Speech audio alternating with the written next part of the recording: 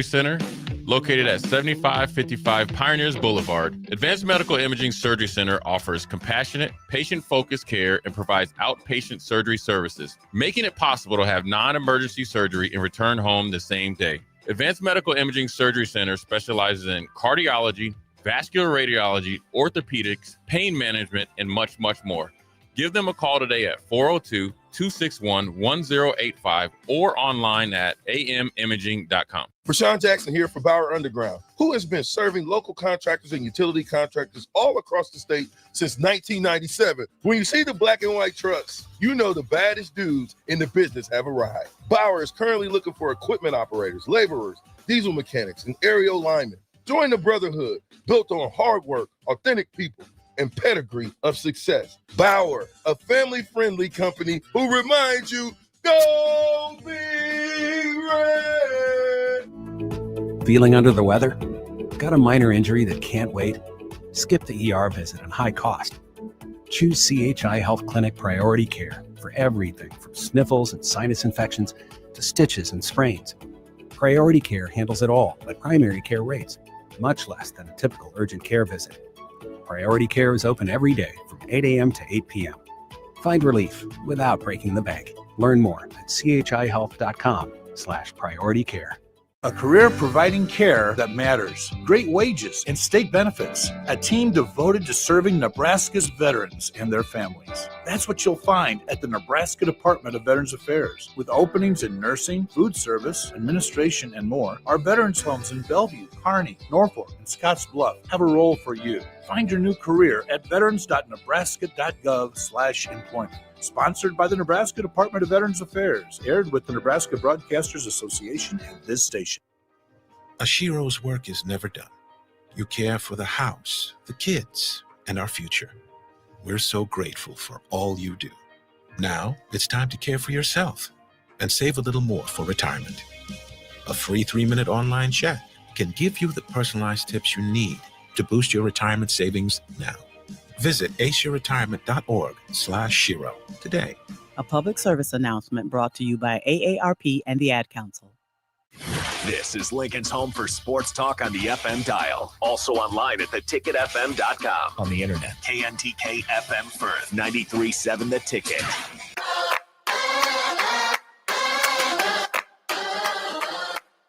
This is a presentation of Nebraska High School football on 93.7 The Ticket and theticketfm.com. High school football broadcasts are powered by Edward Stone, Sunbelt Rentals, Union Bank and Trust, Doane University, Hamilton Telecommunications, Jimmy John's, Nebraska Army National Guard, Nebraska Department of Transportation Highway Safety Office, and Play It Again Sports. Now, calling all the action, here's Nick Sainert and Jay Foreman.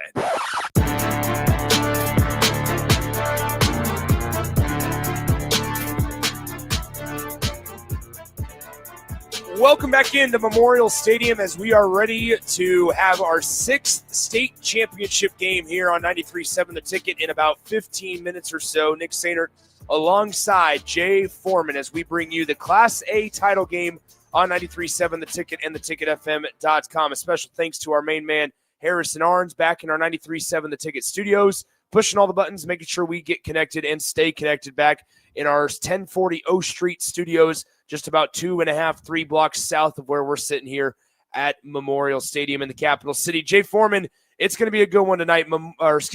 Millard South, the juggernaut of Class A and just Nebraska high school football this season, going up against the new kids on the block in terms of this stage, Papillion La Vista South. This one's going to be either incredibly electric or incredibly lopsided. Yeah, I mean, Papillion La Vista South has a more than a tall order to try to climb tonight against this loaded Millard South offense, defense, and special teams, and obviously coaching staff.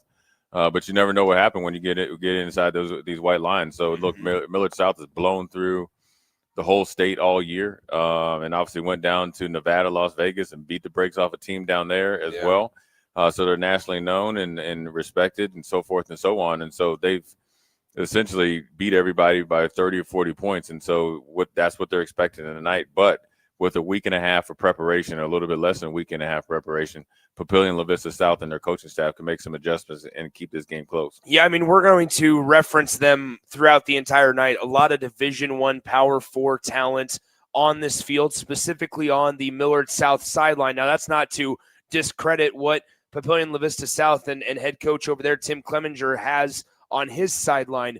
But for Millard South, I mean, let's just not bury the lead. Let's look at their offense. At quarterback, it's a future Alabama quarterback in Jet Tamala. At wide receiver, Iowa State commit Amarion Jackson. At tight end, it's a Missouri pledge in Isaac Jensen. Yep. And in the backfield alongside Tamala, it is Illinois commit Nelson Wheeler. I mean, just in those four guys, I mean, it is star-studded across the board, and that's not even talking about their defensive guys. Yeah, they have Division I guys and Division II guys and Power 4 guys all over the place. And they've, one thing everybody's, going to try to tiptoe around it and talk about recruiting. But I know a lot of these kids and played or competed, coached against some of these coaches actually on the football staff, and seeing these young men grow up. They all decided from a very young age, this is what they wanted. Yeah. They created their own youth football league and team, and they used to travel around the Midwest and play different teams to get these young men into the competitive mindset and really up the ante every single year. And now you're seeing the fruits of their labor tonight out here trying to go back to back as far as being state champions. Well, and that's what I was going to say is, I mean, this is something that even back in the last couple of years when they've been close but maybe haven't even gotten here, or our conversation, I remember ahead of the championship game last year when they played Omaha West Side here, I remember the conversation was, this is what they've been preparing for. Now we're just seeing it all kind of come to fruition, as you just said there. There's been a lot of legwork. Now, Obviously, there's going to be a lot of speculation and a lot of criticism that comes with success. Sure. But to be fair, this is one of the best high school teams I think that we've seen in the history. Yeah, this is one of the best high school teams, if not the best, ever put together or just ever, to take a field in Nebraska high school sports in history. And it's been a process, and sure, they, recruited kids, but also I think they made themselves attractive by what they done, through the, youth and obviously middle school, and obviously been able to, a lot of these guys that were playing varsity as freshmen and taking some lumps and losing to some veteran teams, like that really good West Side team was probably the second best team, if not the best team of all time. So sure, the more success you have, the more people that are going to question how you did it, but more, really when whatever your reason is, you have to respect their work. You got to respect how well they're coached. You got to respect their winning. Now, I think they're a different team this year. I think they're really more mature. I think last year they were, had a chip on their shoulder, so they're maybe a little bit more brash. I think it's more businesslike, and a lot of these guys have their offers and already committed, and will be signing here very soon to numerous universities across the United States. And when you think about it, they always have the hat reveals and you sign. Yeah. I mean, they're going to have to rent out the whole, gymnasium for all these guys to sign. And this is a life-changing 4 years for these guys where they all had a common goal, and they had a goal, and they all were able to achieve it. So, I'm hoping that these relationships they built wasn't just on the surface, and that they truly will remain friends for the rest of their life, because they went through some times together, and you got to respect the result. Mm-hmm. Well, I mean, and all this is also, it's important to note, they're doing it in the first year of a new head coach, Taylor Mendenhall, who is here after Ty Wisdom, who really helped build this thing, ended up leaving after last season when they accomplished and won a state title. After that, they were able to, Ty Wisdom took a high school job out in the state of Arizona. And really Millard South and Omaha West Side is the other one, but really Millard South is the team that has traveled to Arizona or Vegas now these last couple of seasons and really started to play national talent. But you have to be, number one, you have to have success and proven success in order to be invited and have that opportunity. But you also don't want to be unprepared when you go out there. Now, Millard South, just calling facts, they had to forfeit their first win because it violated some NSAA protocols. And Taylor Mendenhall, the new head coach for Millard South, actually was suspended for 2 games. He's here. He's back. That's behind all of them. Millard South is going to do their thing. We have so much more to get to with the Patriots, but let's talk on the other sideline, Papillion La Vista South, the Titans. not necessarily the new kids on the block, but new to this stage, looking for their first state title in school history, led by head coach Tim Clemenger. We talked about it. They have a tall task ahead of them, but this was also a team that almost was eliminated in the first round of the playoffs this year to Lincoln North Star. If they wouldn't have stopped a 2-point conversion by Lincoln North Star in the first round of the playoffs, they wouldn't have even been here. And so it's kind of a second life for Tim Clemenger's squad. Yeah. The North Star Gators were a game opponent going on the road up there and waking them up, and maybe they woke up a sleeping giant, because after that, they caught their rhythm and made their way to the state championship. So doesn't matter how you get here. All that matters is what you do when you're here, and it's a great opportunity for them. Coach Clemenger has done a really good job with their program, building it kind of the same way. Obviously, they don't have the depth of big-time athletes, but more importantly, they feel like they can compete. One thing you have to learn, or you have to know about Papillion and La Vista South, they are newer on the block, right? But what they are competitive. They kind of are like Gretna, and they feel like they were overlooked. And you saw them in the Class A boys state championship basketball, where their fan base is definitely going to get behind them. And obviously, a lot of these kids on that team know a lot of the kids on Millard South as well. And so they compete year-round in every single sport: baseball, basketball, football, and they know each other through 7-on-7 leagues. So they're not going to step on the field and bow down and be scared. They're just facing a really, really well-oiled machine in Millard South Patriots here tonight here at 7:15. Millard South has taken the field as now Papillion La Vista South is getting introduced over the loudspeaker here at Memorial Stadium. Papillion La Vista South, winners of 10 consecutive. They rely on a balanced offense, throws for about 190 yards through the air per game, and rushes for 180 on the ground per contest. They use two quarterbacks in Colin Rayborn and Grant Beckenhauer. Those two have combined for over 2,100 passing yards, 17 touchdowns, and 8 rushing touchdowns as well. They also have a really talented running back that, Jay, I know you like, in Logan Arch, 740 yards, 14 rushing touchdowns, averages 9 yards per carry. It feels like running the football and establishing that side of their offense is really going to be key tonight. Why? Because if you can stay on the field longer, you keep Jet Tamal and all those talented players off of the field. Yeah, their best defense is going to be a well-balanced offense, and they can run the ball and throw it. And how you throw it, you got to have the controlled passing game.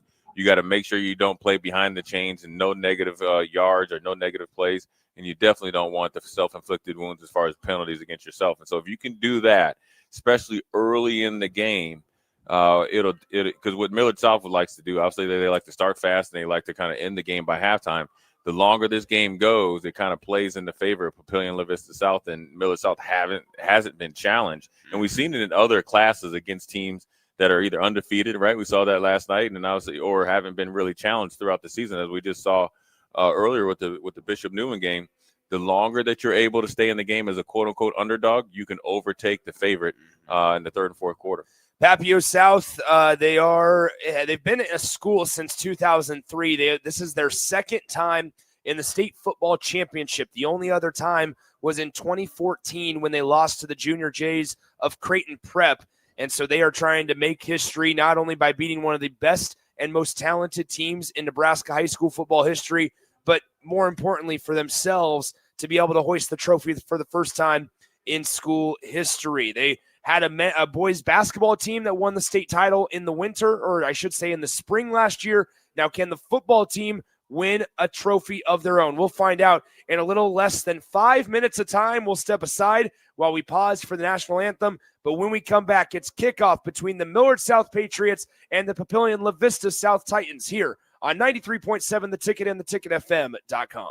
If you're a homeowner or a business owner, you have a lot of projects, and no one has an unlimited budget or time. Sunbelt Rentals makes all jobs less stressful with no need to purchase large equipment or hire a crew. You can do it yourself with rentals and everything from aerators and power rakes for spring yard work to stump grinders, concrete mixers, tile saws, and more. Check out their inventory in Lincoln, north of Cornhusker Highway on 56th Street, or online at sunbeltrentals.com. There's only one place this holiday season to shop for the sports fan in your life and get cash back for slightly used sports items you don't need anymore. Play It Again Sports.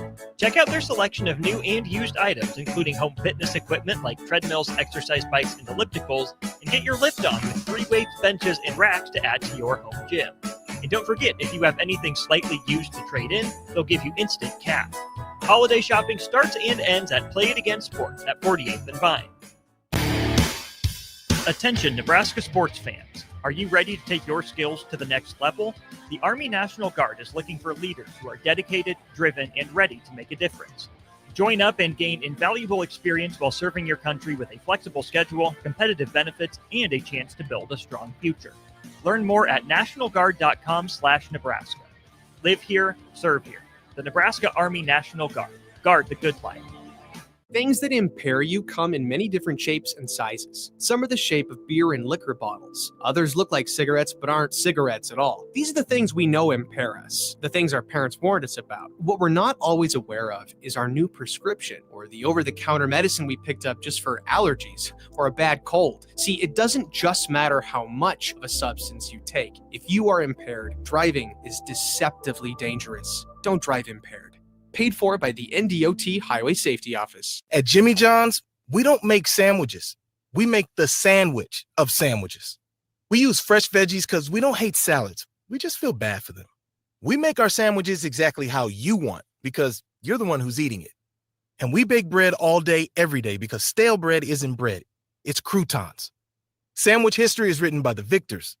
Good thing we have legible handwriting. Jimmy John's, the sandwich of sandwiches. Order pickup or delivery on the app. Attention Nebraska sports fans. Are you ready to take your skills to the next level? The Army National Guard is looking for leaders who are dedicated, driven, and ready to make a difference. Join up and gain invaluable experience while serving your country with a flexible schedule, competitive benefits, and a chance to build a strong future. Learn more at nationalguard.com/Nebraska. Live here, serve here. The Nebraska Army National Guard. Guard the good life. Now back to high school football on 93.7 The Ticket and theticketfm.com.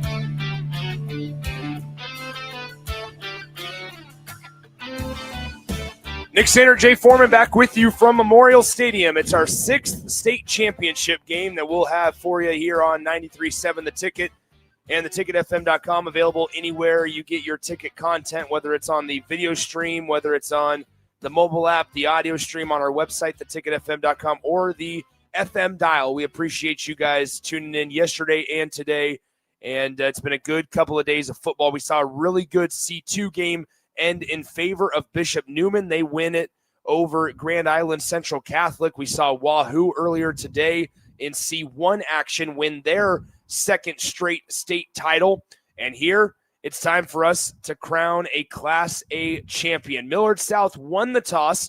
They elected to receive. And so we will see the high-powered offense of the Patriots on the field first, as Papillion and La Vista South will be the ones to kick it.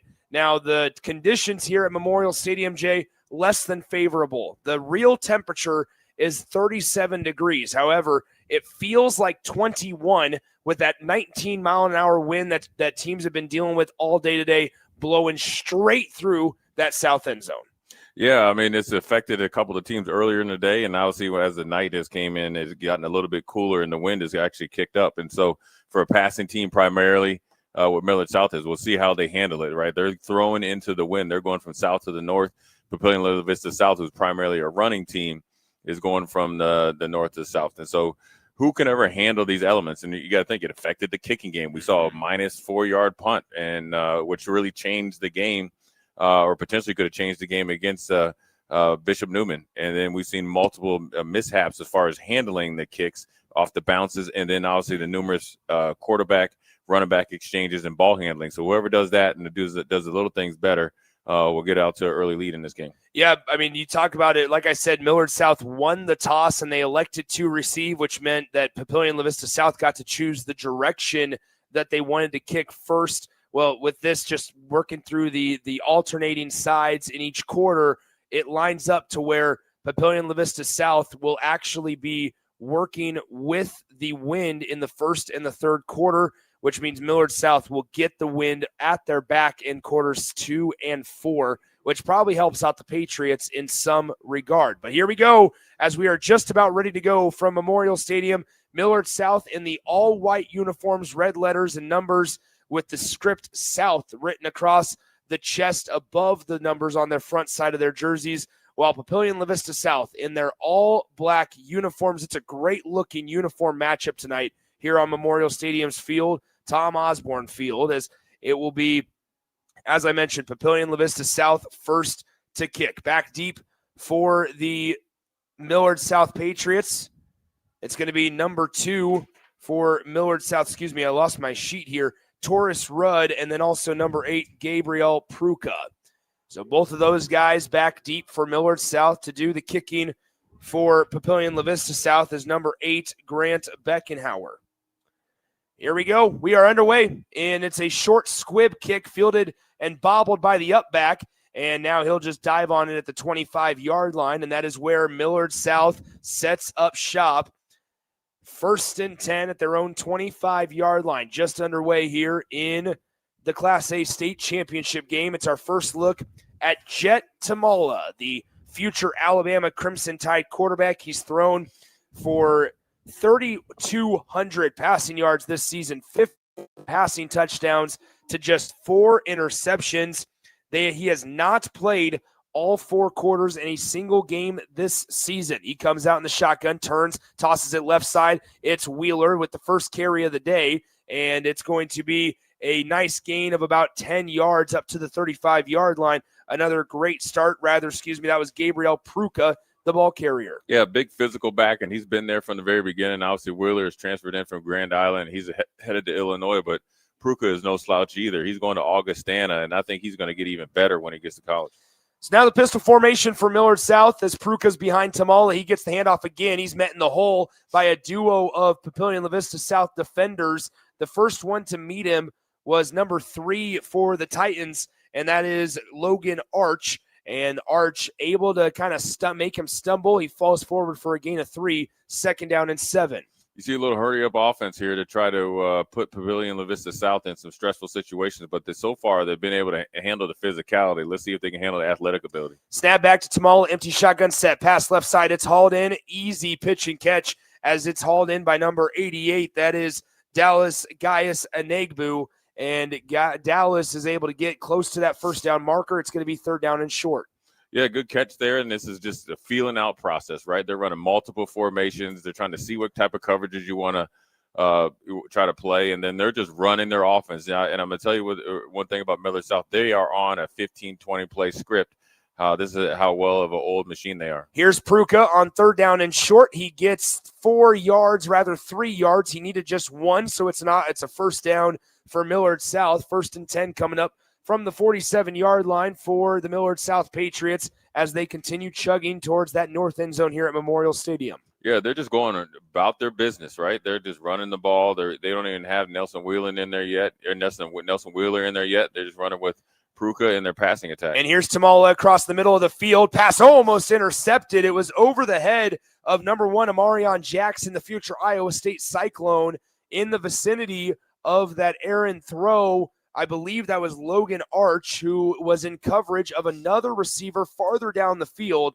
And Jet Tamala starts his day 1 for 2 through the air. It's going to bring up 2nd down and 10. Yeah, deep over route. Obviously, we've seen different levels that's worked, and a little bit of overthrow there. Now you got to get used to throwing it with the wind or against the wind. A little tunnel screen here to Amarion Jackson. He's able to haul it in, gets across midfield on the left side of it, just inside the numbers, then worked outside the numbers there. Gets up to the 47-yard line of Papillion La Vista South. It's a good gain of about 6 yards on 2nd down to bring up 3rd down and 5. Yeah, Marion Jackson is an interesting prospect where he can play, obviously, receiver. He can play safety, and I think eventually he'll get beefed up into maybe a secondary-level linebacker because he's a great athlete. Here's a handoff to Pruka on 3rd down. Barreling his way forward, just keeps on dragging defenders across the 45. He gets a gain of 7 yards on 3rd down and 4. And it's going to be another 1st down for Millard South as they continue to move the chains. 9:40 to play in the 1st quarter. Still scoreless in the Class A championship. You know, Nick, as you look at this offensive line, they look like a Division II offensive line. They're led by Landon Von Segren going to Illinois. They are a big, physical, fast offensive line that play with the edge because they like to run the ball to set you up for deep pass plays. They motion Owen Zeck from right to left. Now they give it to Pruka once again, and he gets another nice gain on 1st down of about 8 yards up to the 32-yard line.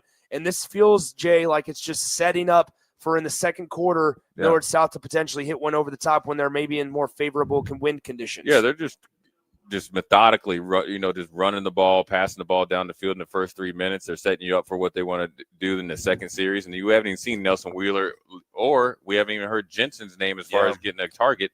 Mostly it's been Pruka and a little bit of everybody else. Here's Tamala on second down, looking downfield, throwing left side, has a receiver wide open. It's Zach. Touchdown, Millard South. They strike first with 8:37 to play in the first quarter. It's 6-0 Patriots. 2 deep over routes. Amarian Jackson cleared it out through the first and second window, and then the second receiver came back and was obviously the beneficiary of the coverage rolling to him. Just like clockwork. Nick, this was just not even methodical. They just matriculated down the field.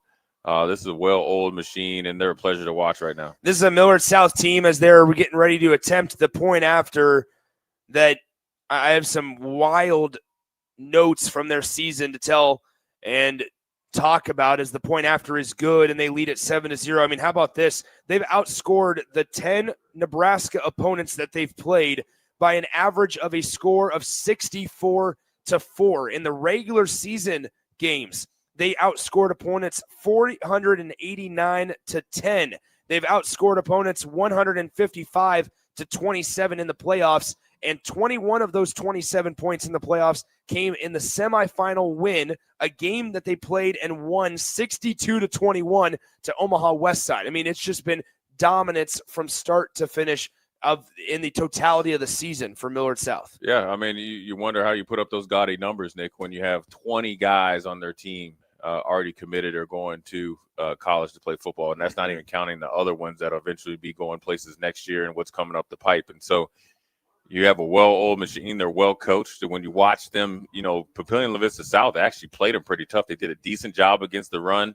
They had to give them a light box because you're worried about the pass. Then they tried to stop the run, and then they had to, got exposed a little bit in coverage, and they had to run a man-to-man defense. And as you see in the end zone, in the north end zone, more than any other game, you have probably just my guesstimation from looking down here, at least 15 to 20, probably 30 Nebraska Cornhusker football players watching this game. It lets you know that they're must-see TV, and they, you want to get a glimpse of a team like this, even if you're at a player at Nebraska. Gabe Pruka on that first drive, 5 carries, 31 yards, 6.2 per carry. That's something that if you're Papio South, you got to figure out a way to at least limit that, because the continuous body blows of 6, 7, 8 yards on first down make it almost impossible to stop anybody, but let alone this type of program. They're at, and then majority of the time ahead of the change as far as, being in a easier second and third down and distance. And that's why they're able to pass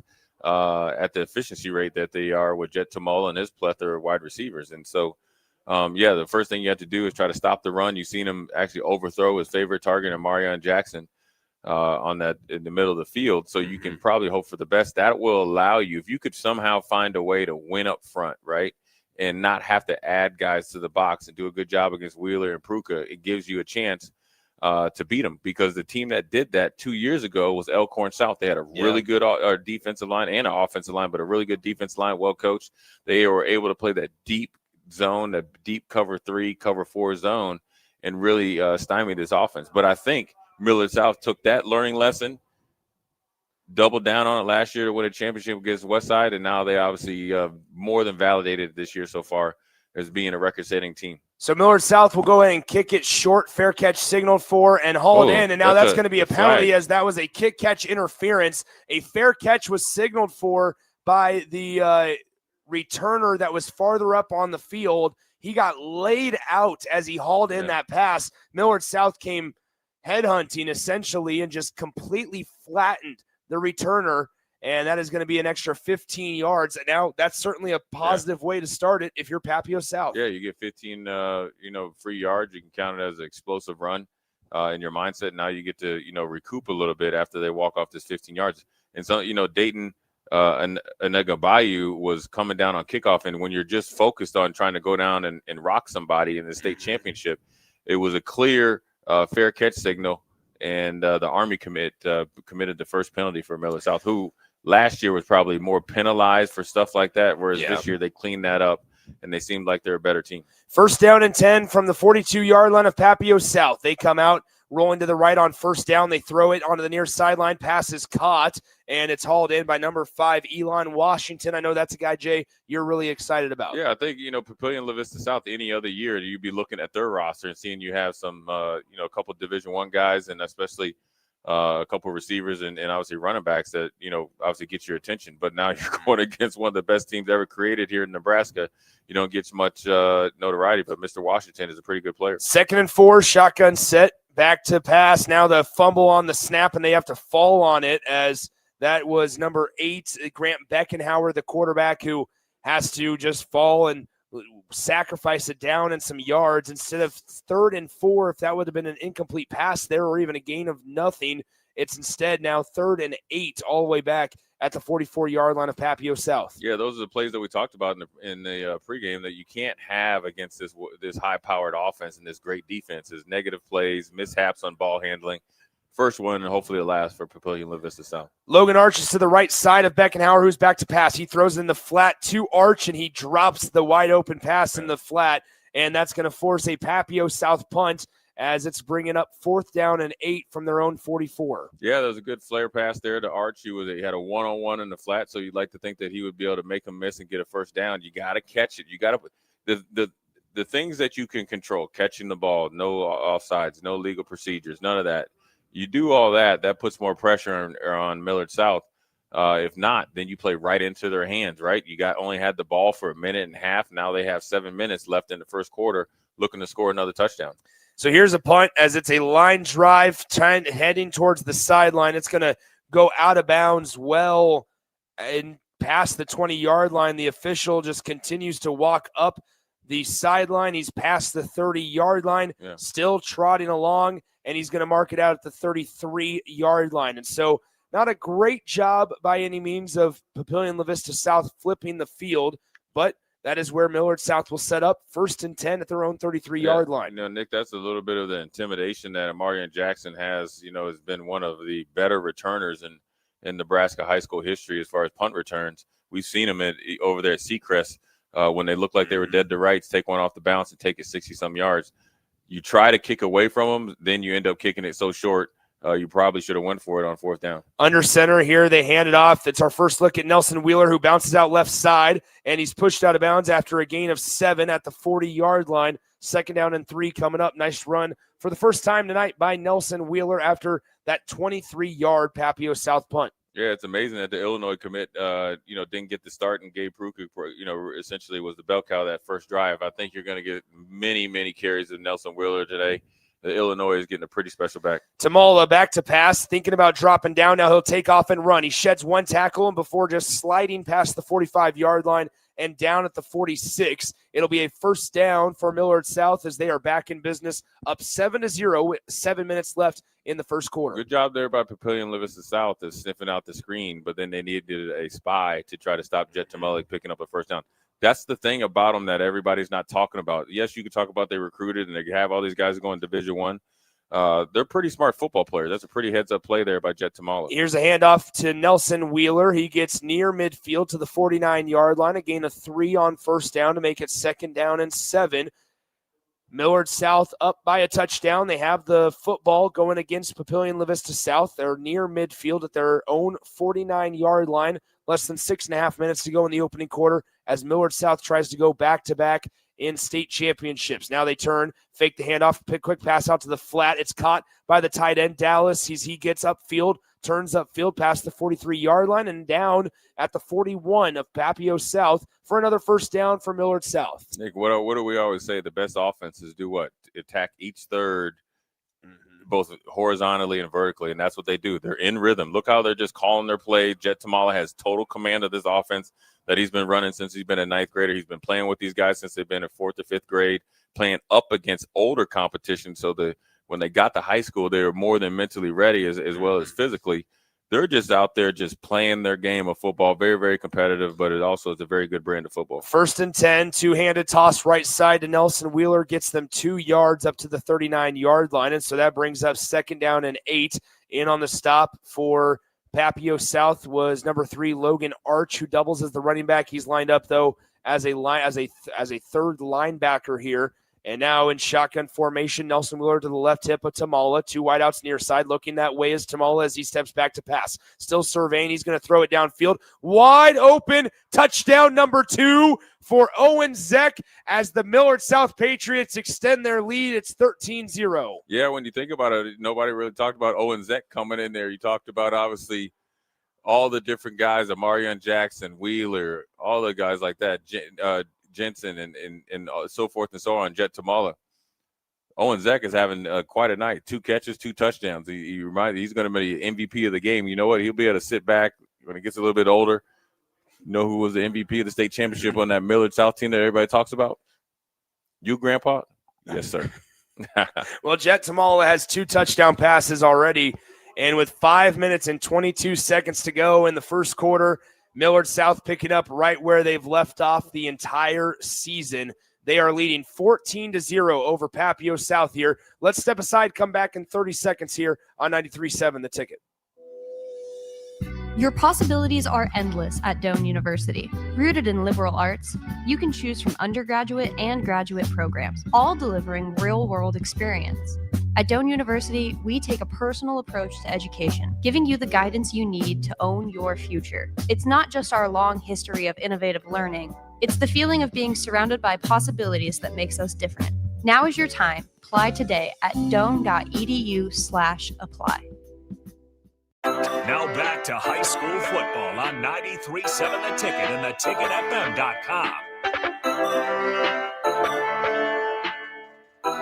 In the first 6 minutes and 38 seconds of this game, Millard South already has 142 yards of total offense, 7 first downs, 93 pass yards, and most importantly, 2 touchdown lead. 14-0, Millard South leads Papio South here. Papio South with just 2 total yards on the evening. It's a short kick that's going to be hauled in on the far side, and it was the same guy that on the first time called the fair catch and got laid out anyways. After he called that one in, he turned around so that he could absorb the blow with his back. Yeah. But here's on this time, he did not get hit. 5:22 to play in the first quarter, and we get to see Papio South's offense back on the field. Yeah, they're going to try to get back on rhythm. They tried to run the ball, and then obviously a couple passes that weren't able to be complete, and obviously they had a fumble in between there. So what they have to do is just try to run their plays.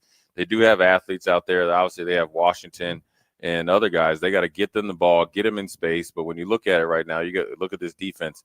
One thing Millard South is able to do, the other teams aren't able to do. They're able to rush the passer and handle the run just with 4 guys. Quick pass out near side, and it's hauled in. No, it's dropped by, I believe that's Elon Washington. It sure is. Outside the hash marks, but in between the numbers and the hashes on the right side of the field, Elon Washington dropped it, and it is going to bring up 2nd down and 10. You look at the drastic difference in quarterback play where Millard South has ran that play and Jet Tamala into the win. It's on time and on target. That one with the Papillion La Vista South quarterback, a little bit off target, forced to drop. They got to get something to start vertical. They got to test these guys vertically to loosen them up. Grant Beckenhauer in there at quarterback. He motions Washington out to the left side looking his way. Quick pass bobbled up in the air, or batted up in the air, and it was almost intercepted. There were 6 white jerseys in the vicinity, 6 of them. 1 black jersey for Papillion La Vista South. The numbers were not in the Titans' favor there, and it's going to bring up a quick 3rd down and 10. When you have a couple corners that are going Division II, you feel like you can lock up against most wide receivers in Nebraska, and they get a lot of work against their own in practice, and so you're able to play your safeties and linebackers extremely tight to the line of scrimmage, and then also the defensive line is well coached where they get their hands up if they're not able to get to the quarterback. Now, look, Papillion La Vista South got a little bit of a bonus there, an offsides by 2 Millard South defensive linemen. Now they got to try to capitalize on it, extend this drive. As much as you're talking about their offense, they're so efficient, they don't huddle, and so they're wearing out the opposing team's defense as far as, Papillion La Vista South. So the more that you're playing offense is the better for your own defense, and obviously allows the coaches over there to make some adjustments. It's now 3rd and 5 from the 37-yard line for Papio South. They need a 1st down desperately just to keep their defense off the field and give them a rest. Rolling to the right is Beckenhauer. Watch out, he's getting pressured off the edge. Running out of real estate, throws it across his body, and the receiver slipped as he was wide open in the middle of that defense. The receiver that was open was Brady Alderson, but he had slipped on the turf, and that's going to force another Titans punt with 5:07 to play in the first. Yeah, the pressure was mounting from that Millard South defense. They were in hot pursuit of him, so that it caused the errant pass. But I think the wind conditions are really affecting Papillion and La Vista South offensively because MJ Washington was bearing down on their quarterback, and he wasn't able to set his feet. So they have to get some vertical passing game to try to loosen up these second-level linebackers and safeties. 4th down and 5. They're back to punt, and we have a whistle and a stoppage here before we could punt this one away. It is a timeout on the field with 5:05 to play in the first quarter. We'll see what the conversation is. There's no real signal here yet from the official, and maybe they looked at, I believe, Eli Mitchell was late to come on the field. Amarion Jackson was back to return a punt. I'm not sure if there was maybe some blood and that you can't be out there. Now they're going to have Taurus Rudd back out there to return the uniform. Punt. Said his knee or his pants weren't down long enough. So there you go. Line drive punt as this one takes a friendly Papio South bounce, and it will roll inside the 30-yard line, out of bounds at the 29-yard line is where Millard South will set up shop with exactly 5 minutes to go in the first quarter. And Jay, this has been a first quarter dominated by Millard South, which was somewhat expected. However, this is once again picking up right where they left off the entire season. Yeah, well, they got the ball with 7 minutes and 24 seconds left and scored in less than a minute. And then now they're getting the ball back with 5 minutes exactly left in the first quarter. This is how you beat teams by the numbers, is you get more possessions in the first 2 quarters than a lot of teams get in the whole game. Tamala taking a shot downfield. He's got Jackson. It's bobbled up in the air and incomplete as number 6 for the Papio South defense was in coverage. That is Aiel Gu, who is out there in coverage on that far side working on Jackson. Yeah, he's a really good defensive back. He's going against a really good receiver, and I think maybe the best receiver by numbers in Nebraska State history, and Amarian Jackson. Really good job there by number 6, Gu from Papillion La Vista South. High pointing the ball, boxing him out kind of like basketball, so there wasn't a chance for him to catch it on the tip. Yeah, Jackson, 44 catches for 848 yards, 14 touchdowns on the season as well. Here's Pruka, has a big opening up the middle, first down and more. He continues to drag defenders. It takes 3 Titan defenders to finally bring him down, but not until he's past the 45-yard line of Papio South and into enemy territory down at the 41. Yeah, really good run there by Pruka. Even better job of blocking by the offensive lineman. A little bit of a G pull, then he cut it back against the grain, then he got right up the hash in between the numbers, right down the middle of the field, and the physicality, how he finishes runs is even better. Tamala, quick pass down the middle of the field. There's Owen Zeck again, and he's going to find the house again. Touchdown, Millard South. And Jay, kind of walk us through that one because Owen Zeck, did he snap the ball? Is that what I saw? He lined up as it was an overload. They flipped it over to the right or to the offensive right side. Owen Zeck came in and lined up as a tight end. So it was an unbalanced line of scrimmage, and he was obviously an eligible receiver, and he's not the biggest guy out there, so you almost didn't recognize him. 3 catches, 3 touchdowns. Owen Zeck is having a game of his life tonight. So here you have it, 4:24 to play in the first quarter. And it is 20-0. Snap down, the hold is up, and the kick is good. And so with 4:24 to go in the first quarter, it is 21-0 Millard South. Let's step aside, come back in 30 seconds here on 93.7 The Ticket. With UBT, you've got total control over your money. Like Doug, who runs his game day tailgate like a well-oiled machine.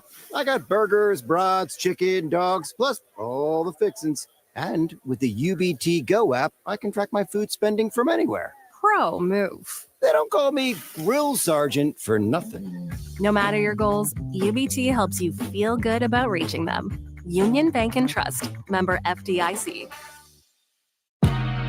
Welcome back to high school football on 93.7 The Ticket and theticketfm.com. Nick Sainert alongside Jay Foreman here on 93.7 The Ticket and theticketfm.com as we get ready to go for picking up action once again. 4:24 to play in the first quarter. It's 21-0 Millard South here in the Class A state championship game. Yeah, well-oiled machine here, Nick. I mean, you're looking at very, very efficient football here, and it's 21-0. And Papio La Vista South hasn't even really got a chance to get warmed up. And whereas Millard South, they're just coming out humming. They're just getting everybody a chance to, touch the ball. They're just taking whatever the defense gives them. They can run the ball at will, and obviously with Pruka and Wheeler, two-headed monster in the running game, the offensive line is keeping a clean pocket. Yeah. And you have all these receivers. When you think of Owen Zek, 3 catches, 112 yards. He's their third or fourth, number 3 or 4 receiver. He's having the game of his life. You can't just match up with these guys. You got to make sure, or you got to try to see if they're off their game that night. That's a big hit. Arch gets the handoff and immediately gets drilled. And on the tackle for Millard South was Daxton Williams, the senior linebacker, who laid the thunder on Logan Arch, the starting running back for Papio South. Yeah. No gain on the play to bring up 2nd and 10 from their own 33. Yeah, he's no hesitation going up in there and filling the hole. Daxton Williams is going to Mankato State, where Adam Thielen and other guys have made themselves quite a name up there in Minnesota. This is what I'm talking about. When Daxton Williams is out there and he's going to a big-time program in Mankato State all over the country, whether it's Fresno State, Iowa State, Missouri, and obviously Illinois, it lets you know the type of program they have here at Millard South. We have a penalty flag on the play. It's going to be an illegal substitution on Papillion La Vista South, and so that will drive them back 5 yards to make it 2nd down and 15. Tim Clevenger on the Papio South sideline is asking for an explanation there, and he's not really getting one from our head referee. 3:49 to go in the first quarter. It's 21-0 Millard South, and now before play resumes, now Coach Clevenger will have an explanation. So we have a brief stoppage in action. Once again, Nick Sainert, Jay Foreman joining you from Memorial Stadium, the Class A state championship game. Thanks to Harrison Arns back in our 93.7 The Ticket studios for pushing all the buttons and staying connected with us throughout these last couple of games, as this is the 6th state championship game we've had on our station in the last 48 hours. 2nd down and 15 now from their own 28-yard line. Papio South needing answers offensively.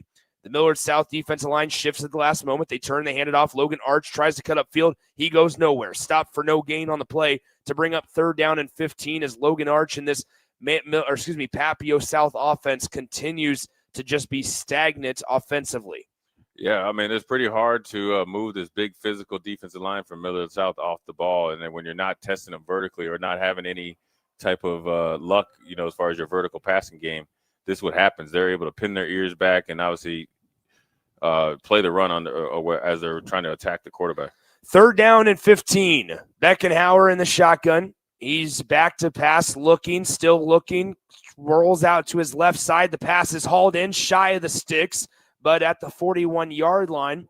And that was a nice catch there by number 1, Brady Alderson. He'll be about 2 yards shy of the 1st down marker. It's going to be 4th and 2, and it looks like Tim Clevenger might put on the punt team. Punt team. At this point, I look at it, Nick. Yes, you probably should punt it with this much time left in a regular game. You're playing against an offensive juggernaut that you haven't even sniffed the chances of stopping him. I'm going for it on 4th down. I'm trying to get back in the game because we've seen it. When you can get on a run, no matter what the outcome is, you can one big play can lead to 2 scores. You're down by 3 scores. You haven't even got out of the first quarter. I would like to try to keep my offense on there, especially after getting a big pass and a big catch.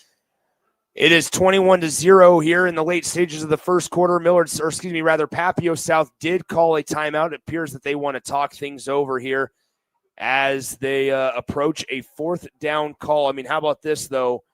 Already in the first quarter, Millard South, 213 total yards of offense, 134 of them through the air, 79 on the ground, compared to 15 total yards for Papio South. It's a tough sledding against this Millard South squad. Yeah, I mean, this is they don't have any weaknesses. They got the D line, they got the offensive line, they got the corners, safety, linebackers. They're well coached, they're physical, they're competitive. They're trying to put the icing on the cake on a magical season.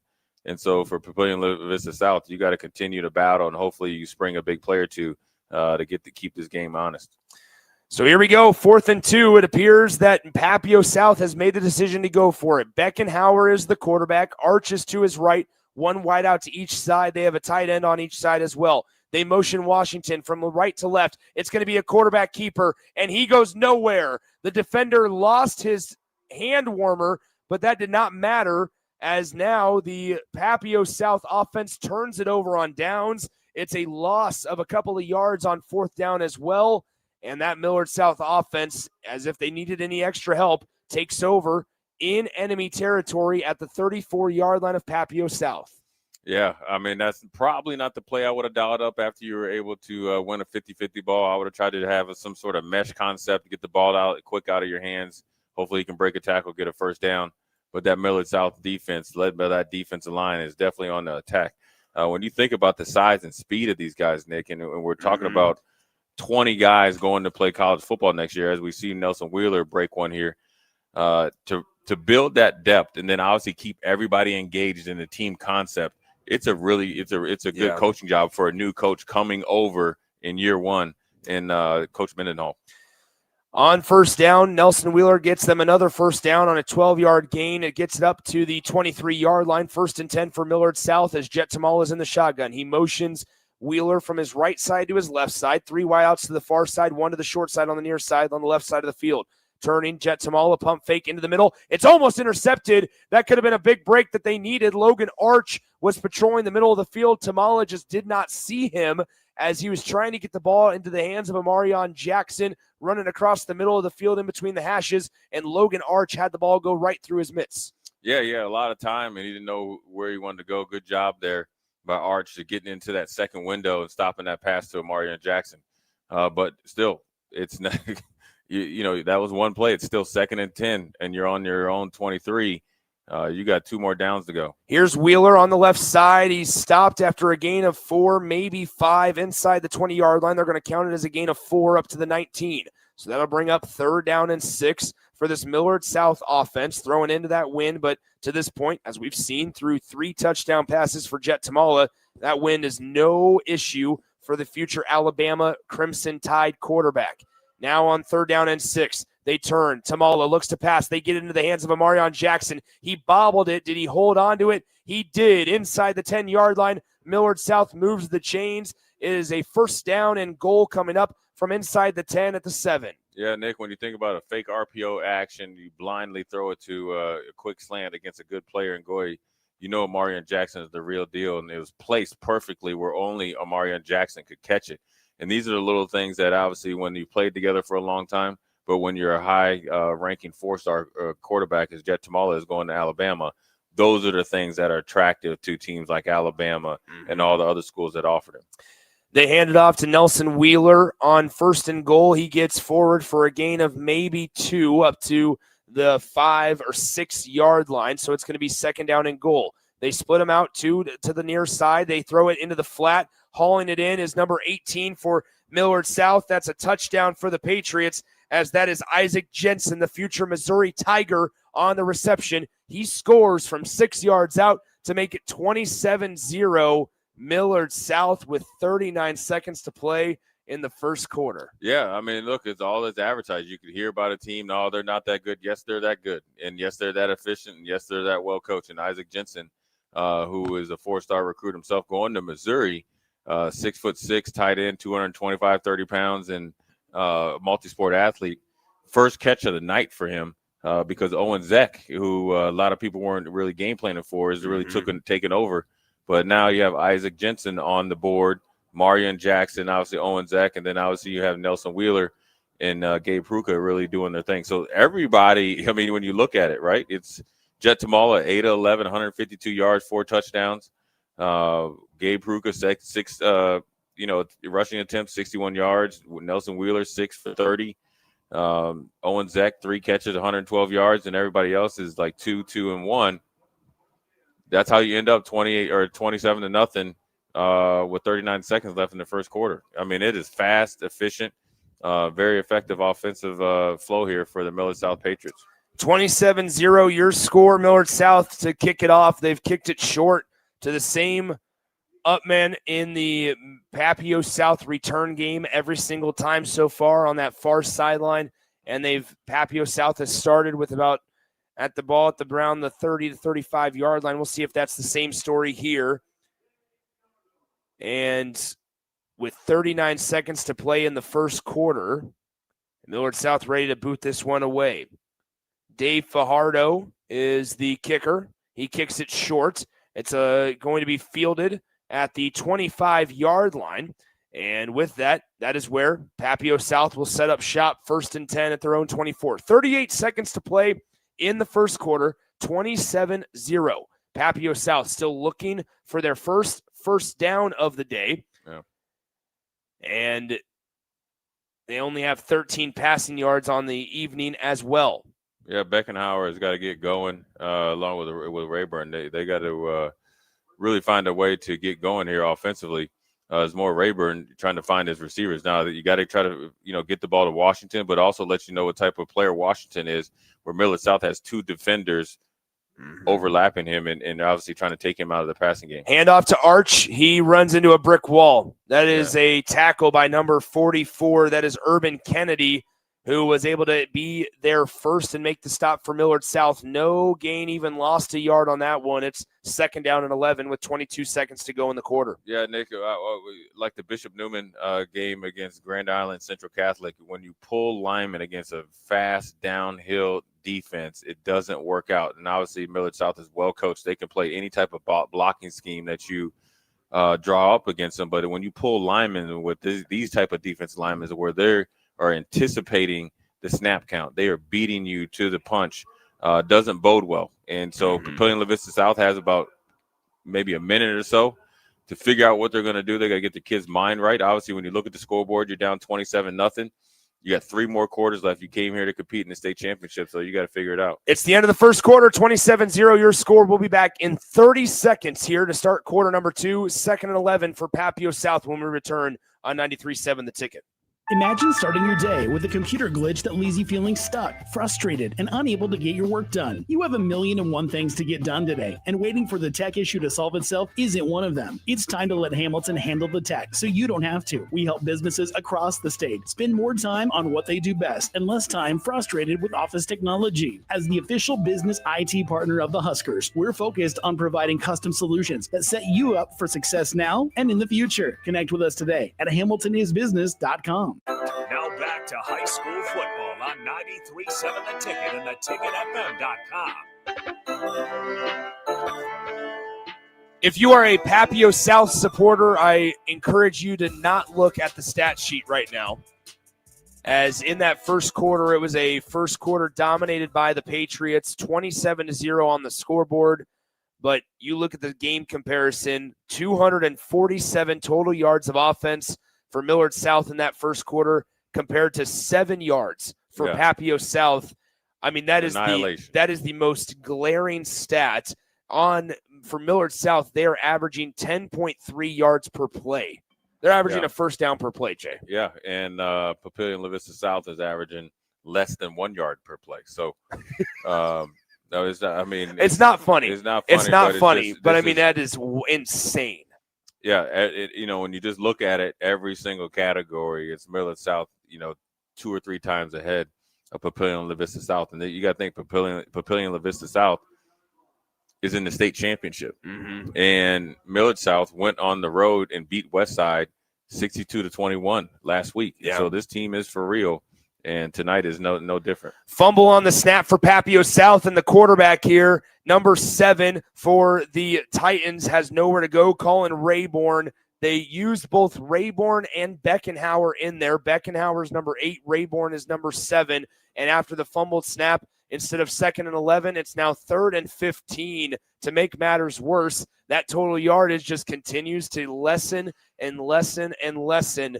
And now they're faced with 3rd and 15 from their own 19. This is not the scenario you want with 33 seconds already only gone in the second quarter. Yeah.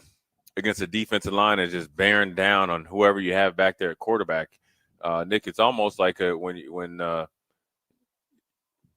might as well give your wide receivers a chance. Now a timeout is taken by Papio Vista South. Now I will tell you, one of the refs accidentally kicked the ball, so I don't know if that messed up the play clock. But a timeout this early, 46 seconds into the second quarter, doesn't bode well for Papillion La Vista South. So Coach Clemenger has got to figure out what he can do. Now, I'm a big believer if this defense is so good, just pinning their ears back, I'm going to try to run some motions and shifts to get them to think a little bit, right? Because if you just stay static, like we saw last night with Waverly, they are playing closer to the line of scrimmage, because right now, they be honest with you, they're thinking about the second half and potentially this game being over faster than any state championship in recent history. So everybody's trying to get their stats here. This is the last time these guys are going to play together. And when you talk about the 20 guys going to college, majority of them are going to go off in January. You know, they're going to sign here in a couple of weeks, and they're going to be wherever their destination is. And so this is a special game for them and a special unit. So on the other side, you got to know what they're playing for, and you got to counteract that with a decent game plan. 3rd down and 15 out of the Papio South timeout. Shotgun set. Grayborn is the quarterback. He takes the snap. Watch out. Screen play. And it was gone before it even started. And Millard South just continues to dominate both sides of the ball. It's hard to put into words, in all honesty, folks, unless you're seeing it with your own eyes. Millard South just completely dominating every facet of the game. And so now it's going to bring up 4th down and 15. Papio South has to punt into the stifling 18-mile-an-hour wind that's blowing here at Memorial Stadium consistently and relentlessly. Yeah, Urban Kennedy blew up that screen pass, and that's what you think is a defender. 3rd and long, and they have a timeout. You expect a screen pass. Now we have another timeout here by Millard South. So they're trying to make sure that Papillion La Vista South doesn't run a fake punt, which I don't think they would. They're backed up. But when you think about this defense, right, you got Solomon Baker going to Fresno State. You got Urban Kennedy, a young guy. MJ Washington, young. Daxton Williams going to – I have him down. He's going to Mankato State. I mean, it's like next to their names, Nick, with all these, you got to think guys are going to North Dakota, Bama, Illinois, Augustana, Missouri, Iowa State, Mankato State, Northwest Missouri State, Kearney, Fresno State, Army, and Illinois again, and Deshaun Prince, who is undecided. He has a Nebraska offer, and Urban is undecided, and he has plenty of Division II offers. When you think about this and you have a goal as a young kid, you think about one guy on your team going to Power 4. You have like 15. Yeah. And then you got guys coming up the pipe. You look down there on the field, number 76, he's the next one in line. Number 66, he's going there too. They're both over there talking to Isaac Jensen. And then obviously all the other guys that are, going off somewhere in January. So here we go out of the Millard South timeout. Papio South is going to go ahead and huddle up here.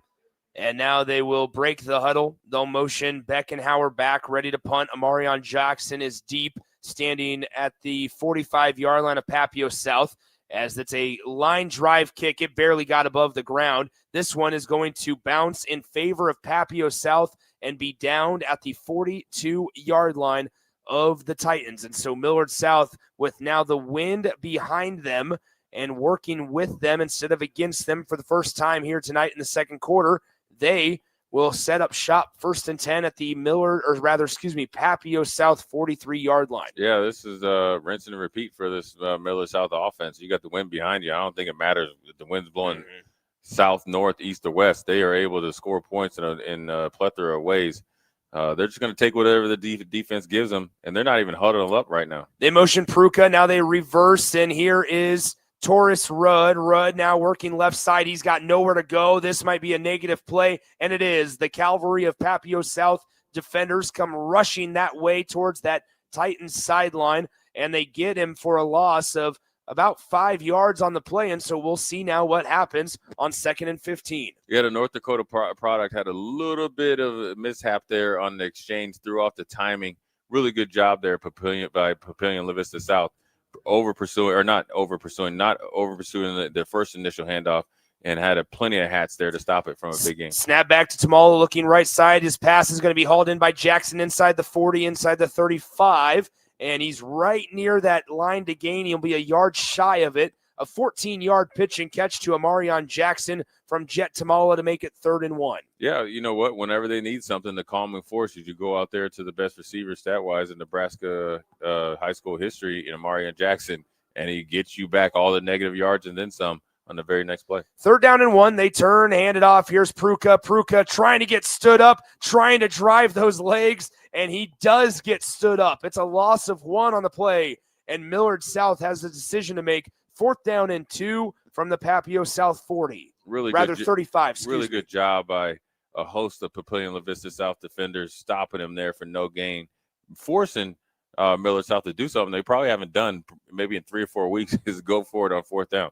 They line Isaac Jensen up under center. Now they motion him out. Now Pruka lines up under center. It's just going to be a sneak with him, and it will be, I believe, enough for the 1st down. It's going to be close. Are we going to get another? They're just going to give us the eyeball. Give us the eyeball. Move out of the way. 55. It is a 1st down for Millard South. Wow. Braxton Barnby came up with a huge tackle, and they did a really good job there up front by Gabe Berkey trying to stop him. It was a little bit of a Millard South tush push. They came in with Jensen. Then Pruka came in, tried to catch the defense slipping.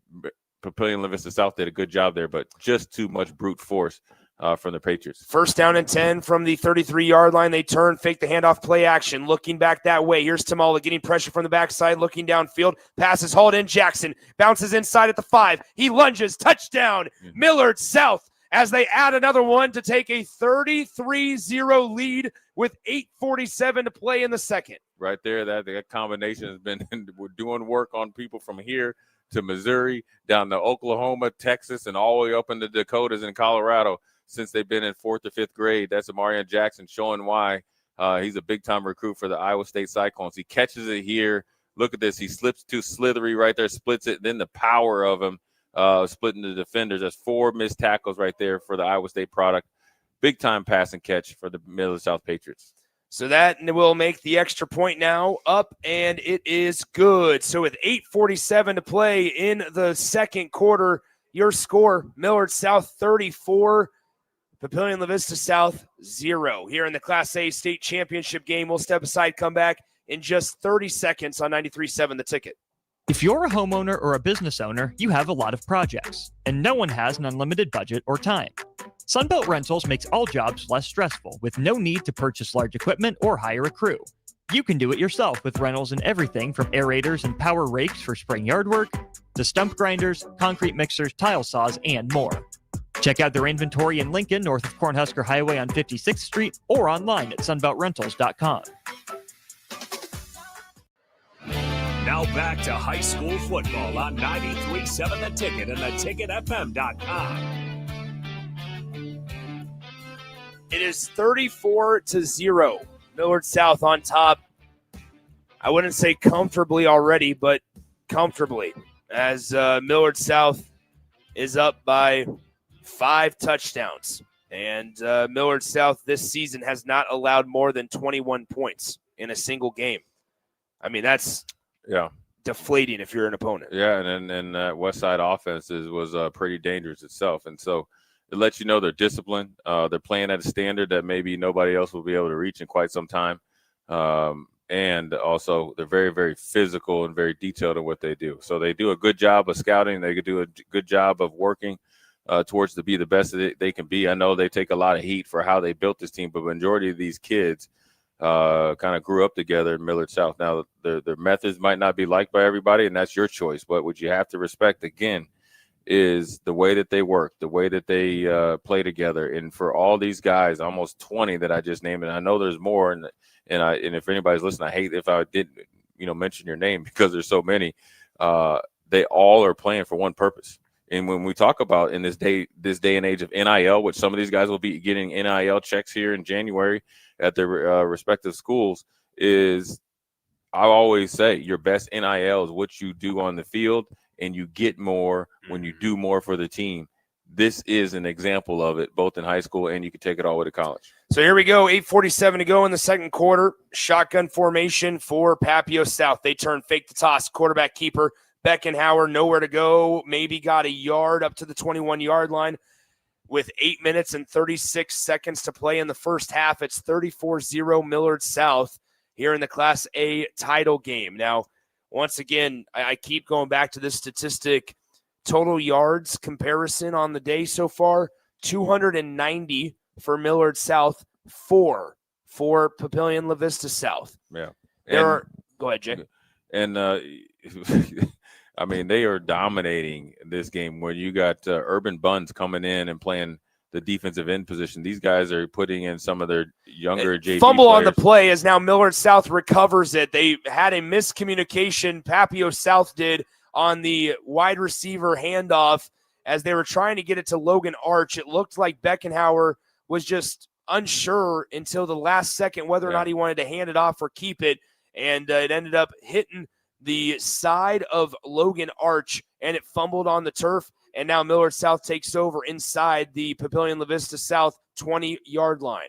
Yeah, ball handling is crucial on a cool night like this, but even more when you're playing a really good defense here in Millard South. And, you know, I think the dual-headed monster quarterback is probably affecting the timing of Papillion La Vista South offense. But right now, when you're Coach Clemenger, you're trying to get any type of life, and you're trying to put anybody in there to see if they can give you a big spark there. Here's Tamala. He hands it off to Nelson Wheeler, who bursts up the middle for a nice gain of about 6 yards inside the 10-yard line to the 9. It's going to be 2nd down and 4 now from the 9-yard line here for Millard South as they continue to fire on all cylinders. Jet Tamala already has 5 touchdown passes here in today's game. A quarterback who has yet to play all 4 quarters in a game. Back to pass, looking, end zone, pass intercepted, taken the other way. There goes Papillion La Vista South. Tracked down from behind is the man who was able to pick off Jet Tamala. That is number 12, Ray Flynn. Yeah. He takes it back to the 40-yard line, and we'll see, can that spark Papio South? Yeah, Ray Flynn did a really good job. Faked like he was going to pass, and they knew that Millard South was trying to get it to Amarian Jackson. He got in that first window. Look at this right here. See there? He fakes it. Big, tall, good, athletic, one-handed catch right there with the green gloves. A little bit of a almost dead leg, but the one thing is not going to probably outrun Nelson Wheeler. Big play there by Ray Flynn. 1st and 10 now for Papio South after they turned it over on on a fumble a moment ago. They get a much-needed interception, and they come back in shotgun formation. Rayborn looking right side. Now that one almost intercepted there as stepping in the lane was number 5, Tegan Urban. It was behind the intended receiver of Elon Washington, and it falls incomplete. 2nd down and 10 coming up. Yeah, you know, even though you got the interception, now you got to do something with it. And Papillion La Vista South, that pass was a little bit behind the receiver out there in the flat. And so if you're Rayburn and Beckenhauer, they have got to pick up their game. Now, when you look over and you see Jet Tamala, 5 touchdowns and 1 interception, you don't want to go pass for pass, but you got to play better within your offensive system. Here's Rayborn with Logan Arch to his right. Low snap corralled. Quick pass in the seam. Almost intercepted. Man, I'm saying that every single time. This time, Dennis Ramos Ruiz was almost able to step in there and grab the interception. That was number 24, Aiden Marshall, the junior, who almost got his mitts on it. Number 24 in white for Millard South. And that brings up a 3rd down and 10 for the Titans. You know, Nick, when you're throwing into the wind, sometimes you try to throw it too hard and you release it high, and that's what happened right there, and almost was a crucial interception for Papillion La Vista South. 3rd down and 10, Rayborn in the shotgun, back to pass, looking, rolls to his right, gets blocked from the running back. He's got nowhere to go. He throws it out of bounds. The ball does not get back to the line of scrimmage, but he was out of the pocket for it, and no penalty flag on the play. It's going to bring up 4th down and 10, and Papio South rushes their punt unit onto the field. Yeah, I mean, just like that, they had an interception by Ray Flynn. That was a little over a minute ago. It was 8 minutes and 16 seconds left on the play clock. Millard South is going to get the ball back with 7 minutes left. So here we go, 7:09 to go, 2nd quarter, 34-0 is your score.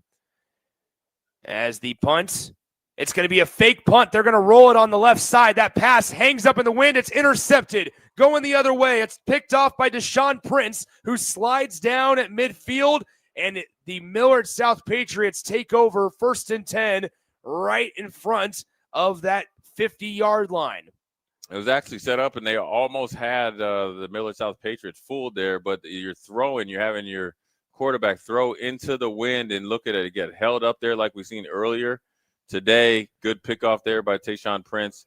Better return. Young man is a Nebraska offer. We're not sure where he's going to go. But, again, that's another Power 4 player on this Millard South defense.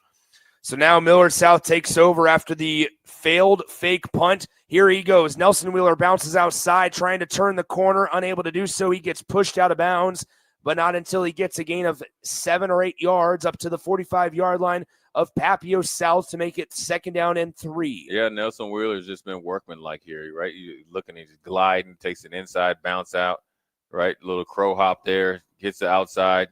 Good, powerful runner right there. Illinois has a really good prospect coming here in a couple weeks. They hand it off to Wheeler. He just bulldozes his way over Logan Arch, but then some helpers come from the defense, and they take him down right about after a gain of 1 yard to the 45-yard line to make it 3rd down and 2. 6 minutes and 37 seconds to play in the second quarter. It's 34-0 Millard South on top as the snow flurries begin to fly in front of our window here at Memorial Stadium. Oh, wow. Yeah, we were expecting it later in the week, so now maybe we'll miss this on Friday, or we're going to have snow for the rest of the week. Shotgun snap. They look. Tamala turns, hands it off. Wheeler navigating his way through traffic as he tries to lower his shoulder. He's going to be about a half a yard shy from the 1st down marker. And I would imagine that Millard South, as they continue to try to dominate this game, will keep their offense on the field. It is going to be 4th down and inches. Yeah, Millard South feels like they can do whatever they want. Nelson Wheeler has been the hammer, and obviously Gabe Pruka has been a guy that's been averaging 8 yards a carry. Nelson Wheeler, 10 carries, 44 yards. They've been really keying on him, and obviously Papillion LaVista has done a better job against the run. And now they might have gotten a jump on offsides. There's a penalty marker on the play. They could have gotten number 72 for Papio South. That is Austin Hawthorne, a 5'9", 330-pound defensive tackle going against number 54, Tatum Wash. We'll see. Did it go on Millard South or Papio South? It's going to be an offsides on Hawthorne, so an automatic 1st down. Yeah, I think he got in the neutral zone, but I think he felt like he got back in time, and then that made the Millard South offensive lineman jump. Big Austin, when he got moving there, it's hard for him to stop going forward momentum.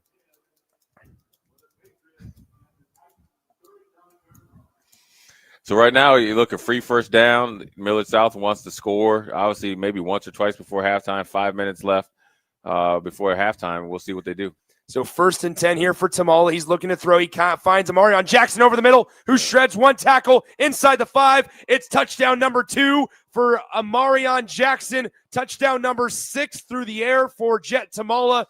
And Millard South is up by 40 with 5 minutes and change to go in the second quarter. Yeah, you know, when you think about Amarion Jackson, you don't have to question the speed. He was able to split the defenders. Watch this right here. On time, on target, where he can catch it, make somebody miss, splits defenders again, run away from a would-be tackler.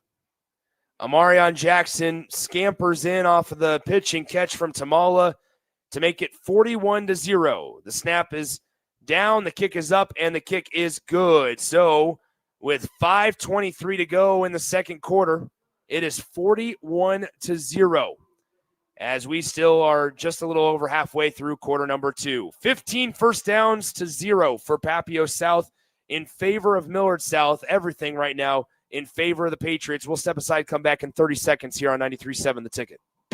There's only one place this holiday season to shop for the sports fan in your life and get cash back for slightly used sports items you don't need anymore. Play It Again Sports. Check out their selection of new and used items, including home fitness equipment like treadmills, exercise bikes, and ellipticals, and get your lift on with 3 weights, benches, and racks to add to your home gym. And don't forget, if you have anything slightly used to trade in, they'll give you instant cash. Holiday shopping starts and ends at Play It Again Sports at 48th and Vine. Welcome back to high school football on 93.7 The Ticket and theticketfm.com. I said it earlier, and I'll say it again. If you're a Papio South supporter, I recommend not looking at the stat sheet. Maybe go for a walk. Bundle up because the flurries are going. Should we open the window, Jay? Negative, Ghost Rider. All That right. pattern is full. I mean, it is chilly out there. I don't know if the text line will get mad at me today for saying it's chilly. Here's a kickoff. It's going to go into the end zone for a touchback. And so we've had a couple of questions about running clock territory. Are we there? Are we in there? It is you can't have a running clock until the second half. The team has to be up by 35, which is accomplished to this point, 41-0 lead for Millard South. But 5:23 to go in the second quarter. And this has just been a methodical beatdown to this point, Jay Foreman. Yeah, it's been just straight domination. It's everything that's advertised when you think about Millard South Patriots and obviously their athletes. But I don't think maybe, they get enough credit for how well they're coached and how well they played and how cohesive they are. They're taking every game serious. They're here to make a statement.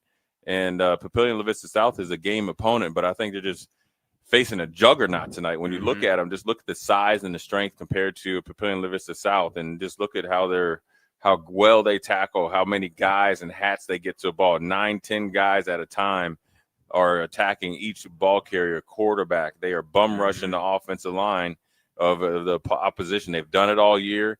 Papio South and they're no different. They're getting the same treatment. And so that's where you really appreciate the standard that they've probably tried to build over here the last couple of years. They've taken their lumps, both on the field, when they're a younger team, and obviously lost a couple of years and had a little rivalry against Westside, so forth and so on, and lost to Elkhorn South a couple of years ago. They learned from it. Now they've built their team, how they wanted to do it. They haven't really looked back and really taken anybody's opinion. But also what they've done is they created a place where it's appealing for players to come and, try to make a name for themselves and potentially go to college. Chester Mendoza Jr. takes the second down carry up 3 yards to make it 3rd down and 7. Chester Mendoza Jr., the junior running back himself, has his first 2 carries of the day for 3 total yards so far. It brings up 3rd down and 7. 4 minutes and 11 seconds to go until halftime. At the half, we will send it back to our 93.7 The Ticket studios to Harrison Arns and the crew. As in 3rd and 7, going into that stifling wind, trips out to the far side. Shotgun set, slow snap, corralled by Rayborn. Now he'll throw back left side. It's hauled in, and he's immediately tripped up on the play number 82, Pearson Ivaner. Ivaner tripped up on the near side just outside the numbers, well short of the line to gain. No gain on 3rd down to bring it up to 4th down and 7. Another great defensive play made by Millard South as they force a Papio South punt. Yeah, they're extremely disciplined. Everybody's invested into the scheme, and everybody's obviously going to the next level. And I keep saying it, and I'll keep harping on it. Hopefully people start to listen. The better your team is, the more that you'll get. And then once you buy into the team, everybody eats, and that's what they've done. They are very disciplined. You don't fool them. If you get them once, you won't get them twice. Now they're looking to score. And now the blocked punt. The punt is blocked. It's rolling towards the end zone, and Millard South unable to haul it in the end zone. But now Papio South recovers it in their own end zone, and I believe that should be a safety. They're having a conversation about it. I'm not sure what there is to conversate about, and it's a safety. So Papio South corrals the ball in their own end zone to make it 43-0 in favor of Millard South, and a safety punt will be coming in just a moment. I believe that was number 34 for Millard South, who got his mitts on it. That is Dennis Ramos Ruiz, a sophomore running back who was on punt coverage, and he was able to fight through there. That might have been 24. If that's 24, then it's Aiden Marshall, the junior safety. Yeah, really good play there. And obviously you have starters out there on special teams, and so that's something that our own Matt Rule is talked about. If you want to make a name for yourself and you want to be a starter, you got to play special teams as well. And look, there was a mishap. I'm talking about ball handling when you're playing in big games in general, but when it's a little bit colder and the ball gets slick, you got to be really, really good with your ball handling. The punter, Brockenhauer, wasn't really didn't have a good handle on that ball. One too many steps allowed Millard South to block the punt, potentially almost had another touchdown. This kick is they punt it or they kick it in high school from their own 20-yard line into the 20-mile-an-hour wind and with gusts up to 35 miles an hour. This one will probably give Millard South some pretty good field position to start with, as it is 43-0. You know, Nick, if you're Coach Mendenhall, and obviously you're going to go through the half here, at what point in time when you're forecasting, having a running clock, do you pull the starters and have the ceremonious last series and get some of the guys that maybe you wouldn't normally have played before time runs out? Here's Nelson Wheeler, or rather, this is Torin Rudd. He's got a lot of room up the near side, inside the numbers, and finally tackled inside the 30 at the 27-yard line. And so Rudd gets it all the way up into enemy territory after the kickoff on the safety. And fortunately, to your point, Jay, that's an area that the Millard South roster and coaching staff, they do know how to navigate because they've been here time and time again this season. Yeah, I mean, it's just, obviously playing in the state championship, obviously your main goal is to win it, but obviously when you're up so much, you want to make sure that everybody is able to touch the field, especially with this clock running, or will start running, 1st and 10, 2:57 to go in the second quarter. In the pistol, Tamala. Working behind him is Pruka. He turns, hands it off. Gabe Pruka with it on the left side, shimmies a little bit, and now dives forward, continues to drag defenders before getting pushed back. Forward progress will reward him the 18-yard line. It's a gain of 8. Yeah, Pruka is a guy that he's kind of like the hammer, and obviously Wheeler is a little bit more flash, and they both are very physical, so it keeps this playbook whole no matter who's in the game, and it really, is hard for a defensive coordinator to get a good tip on this offense because they're well balanced, they're very skillful, they're consistent, and nobody changes no matter who's in the game. Here's Pruka left side, 1st down and more inside the 15-yard line, still driving, sheds 2 tacklers, and finally number 6 for the Papio South Titans, Ayel Gu, is able to bring him down inside the 10-yard line at the 9. It's 1st and goal with 2:11 to go in the second quarter. Yeah, this is just body blows upon body blows and uppercuts here by Millard South. They're just imposing their will here, in this last 2 minutes or so before they go into halftime and make some more adjustments. Here on the left side, it's Gabe Pruka again. He carries the ball near the 5-yard line with an extra push thanks to the help of his offensive line, and it's going to bring up 2nd down and goal from the 5. 1 minute, 44 seconds until the break right now in this 43-0 ball game. Millard South with 360 more yards in totality than Papillion La Vista South. Millard South, by the way, 361 yards. Papio South with 1 total yard here in the first half. Here on 2nd down and goal, they load up the left side with a bunch set. They toss it that way. Here's Pruka trying to score. He does. He walks in, and with 1:16 to go in the second quarter, Millard South leads it 49-0. Yeah, this has been straight domination, obviously, with Millard South getting a safety, then turning around and getting potential 6 points into the touchdown and lining up to get the extra point. Again, we keep saying they're everything to advertise, but the execution is impeccable, and the physicality of everybody on their team, and obviously athletic ability. They trained for this all year, and obviously they wanted to go back-to-back after beating Westside last year in a really, really tight game. And obviously, on the extra point there, you want to give Papillion La Vista South continue to compete, block the extra point. So nobody's perfect, but Millard South is almost as close to compete as I've seen in the last 10, 15 years. Papio South fans are starting to hit the exits. It's 49-0. Inclement weather. Got to get a head start on the snow. Yeah, 49-0, 1:17 to play in the second quarter. Millard South up by 49. I mean, we said it in the pregame, Jay, that this could very well have gone this way. However, I don't know if I saw this lopsided coming in. This is Millard South has 16 first downs. Papio South in the first half has yet to get a first down. Yeah, it's there's a lot. I mean, there's so much more that you can point to. The only category that's even right now is the penalties. Each team has 2. Yeah, I mean that's what you're hanging your hat on at halftime. That we're even Steven in penalties. You go, really for Papillion La Vista South. When you look up there, you're down 49-0, right? You're playing probably the best team ever assembled in high school football, right? I mean, obviously the best team. You don't even need to say assembled. The best team, at least in recent history. Now you got to have some goals. You got to play for pride. Obviously, you got here for a reason. You want to make sure you put on a good effort and represent yourself accordingly. Trying to reverse course is the return man, Brady Alderson. That was a bad idea. He fielded the kick at the 8-yard line. He tried to reverse field. He got taken down at the 5. He lost 3 yards on the return. And now with 1:11 to go in the second quarter, it's 49-0, and Papio South takes over at their own 5, 1st and 10.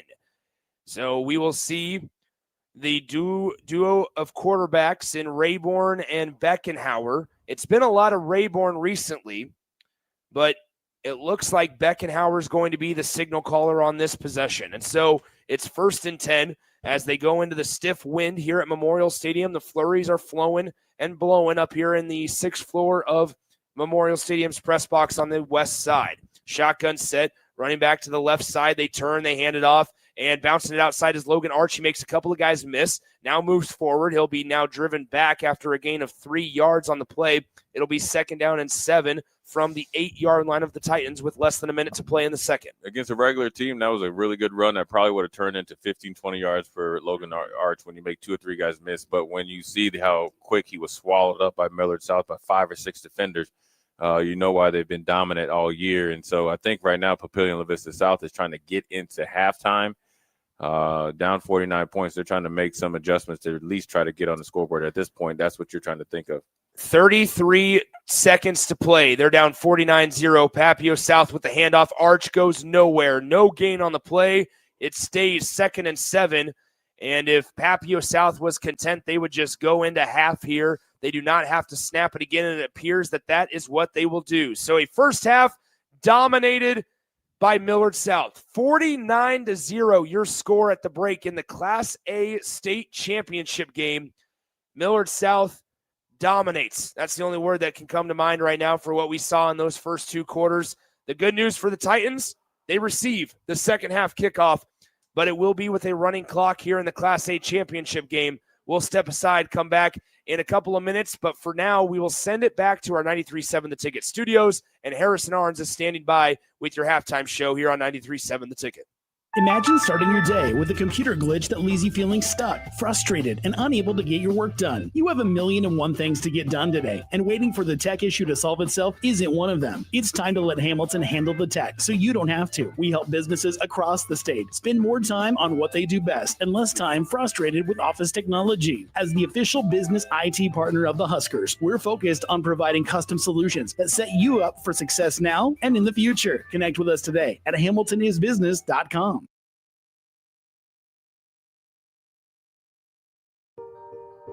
At Doane University, we build leaders, and that means your success and achievements come first. Now is the time to get a glimpse into living and learning at Doane University through a personalized in-person or virtual visit. We know once you experience Doane, you'll see why it's a place where you can achieve your goals and shape your future. Schedule your personal campus visit today at doane.edu/visit. With UBT, you've got total control over your money. Like Doug, who runs his game day tailgate like a well-oiled machine. I got burgers, brats, chicken, dogs, plus all the fixins. And with the UBT Go app, I can track my food spending from anywhere. Pro move. They don't call me Grill Sergeant for nothing. No matter your goals, UBT helps you feel good about reaching them. Union Bank and Trust, member FDIC. At Jimmy John's, we don't make sandwiches. We make the sandwich of sandwiches. We use fresh veggies because we don't hate salads. We just feel bad for them. We make our sandwiches exactly how you want because you're the one who's eating it. And we bake bread all day, every day because stale bread isn't bread. It's croutons. Sandwich history is written by the victors. Good thing we have legible handwriting. Jimmy John's, the sandwich of sandwiches. Order pickup or delivery on the app.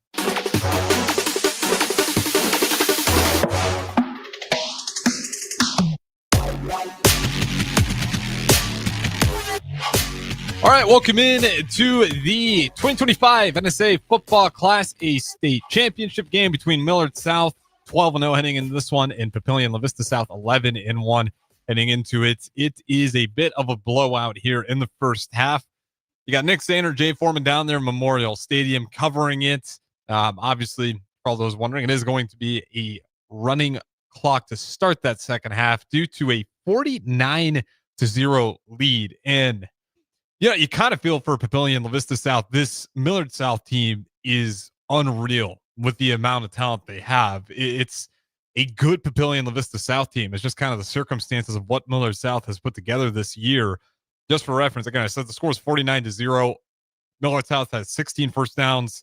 Papillion La Vista South yet to get a first down in this game. And then you kind of wonder, well, how is it so lopsided? You just go across the starters and some of the guys just even on the bench for Millard South. We'll go through it. Jet Tamala, obviously the quarterback of Millard South, he is committed to Alabama. Isaac Jensen, the tight end, committed to Missouri. Amarian Jackson, wide receiver, committed to Iowa State. Lendon Von Segern, interior offensive lineman, committed to Illinois. Nelson Wheeler, the running back, committed to Illinois as well. And then you got Dayton and Dallas, the brothers, the corner going to Army and the tight end going to Fresno. Solomon Baker, edge rusher, going to Fresno State. And then you got some other commits as well. You got Carter Glab, interior offensive line, going to Army. Taurus Wood Jr. going to North Dakota. The defensive back, Gabe Brucha, running back, going to Augustana. Dexton Williams, linebacker, Minnesota State. Mikado, and then Eli Mitchell, defensive back, Northwest Missouri State. Those are just the guys committed, by the way. You know, there's tons of talent on that team. Some of the underclassmen who probably have an opportunity to do the same thing, still sorting out their options, but those are just the guys committed, and you kind of get the picture of what Papillion La Vista South is facing here in this game. And, you know, Millard South's been an interesting team. If people remember earlier on, there was that game where I believe it was Lincoln High forfeited it due to some injuries, and then they knew if we played this Millard South game, who knows how many more injuries we rack up. Let's go a little bit through the roads here on how both of these teams got here in the Class A state championship game. And shout out to all you fans still sitting out there. It is freezing. If you've been listening to Nick and Jay, they've been lightly complaining about it, although they've been sticking through it. It is a cold one. I've been looking at the wind, even on TV. The goalposts are blowing apart in some of these. The wind is absolutely whipping around. Can't be incredibly comfortable out there. But let's get to it. So let's get to Millard South Road to get into the state championship game. Millard South started off with Westview. They win 45-3. Second round, they play number 5 Elkhorn South. They win 48-3. Then they get number 1 Omaha West Side. And you may be asking why they're number 1. There was some circumstances where one of the games did not quite count for Millard South as they broke some NSAA rules. And then, of course, the forfeit. You get to the points metric system. Those things actually hurt you a little bit more. So that's why they're down there at 4. But they lose to Omaha West Side, or they win against Omaha West Side 62-21. And correct me if I'm wrong on the text line. I think that's the closest game that they've had all year. I mean, it just kind of gives you the idea of how dominant this team's been. And we shouldn't be surprised that it is showing up in this championship game. Now, you can be a little bit surprised by how good they've looked. But again, this was a mountain of a battle. And there's still a second half left. You know, I think for Papillion La Vista South, trying to figure out what are your goals for this second half, quite honestly, play for pride. Again, you go through that roster. It's nothing to hang your heads down about if you go out there and play with the school in the front of your chest and go out there with some pride. I mean, it's a tough battle, but that's what it's going to come down to with this loaded Millard South team. Papillion La Vista South, their road to get in. That first game was a real scare for them. Lincoln North Star pushed them 22-23 in that game. Papillion La Vista South able to win, advance, move on. Then they played Millard North. They win that one by 36-26. Then they played Creighton Prep, another close game. They win 24-21. They've been really good in these close, kind of tight window games. Unfortunately, again, this one 49-0. You're going to be dealing with a running clock as soon as to start the second half. There's not going to be enough time. You haven't been able to stop Millard South. So again, you know, I think for Papillion La Vista South, you got to outline what are the goals for us in the second half. And I think pride is a big part of that. With that being said, we can go through some of the other state champions. Just a really incredible performance so far by Millard South in this Class A state championship game. But for some of the other winners that you may have missed in these 2 days of NSAA state football championship coverage through all the classes, in Class B, you had the Waverly Vikings winning over Gretna East in a pretty dominant fashion as well. If you guys listened to that one yesterday, it was feeling close for a while there. It felt like Gretna East might be able to steal the momentum and go ahead and switch it in their favor. Towards the end, Waverly really opened it up. I think the score's a little bit misleading, but you credit Waverly, in particular the run game. They win 42-28 over Gretna East. And that was the only chalk, quote unquote, chalk matchup of the entire playoffs in all classes, where you had a 1 versus 2 matchup. And over in Class C1, that one wrapped up with Wahoo Sydney earlier today. That was actually the first game, 10:15 a.m. kickoff. Before the win was absolutely a nightmare. I mean, it was still whipping around this morning at that time, but it just feels to get worse as the time goes on. That game ends up with a win for the Wahoo Warriors. They beat the Sydney Red Raiders 20-6 in a pretty convincing fashion.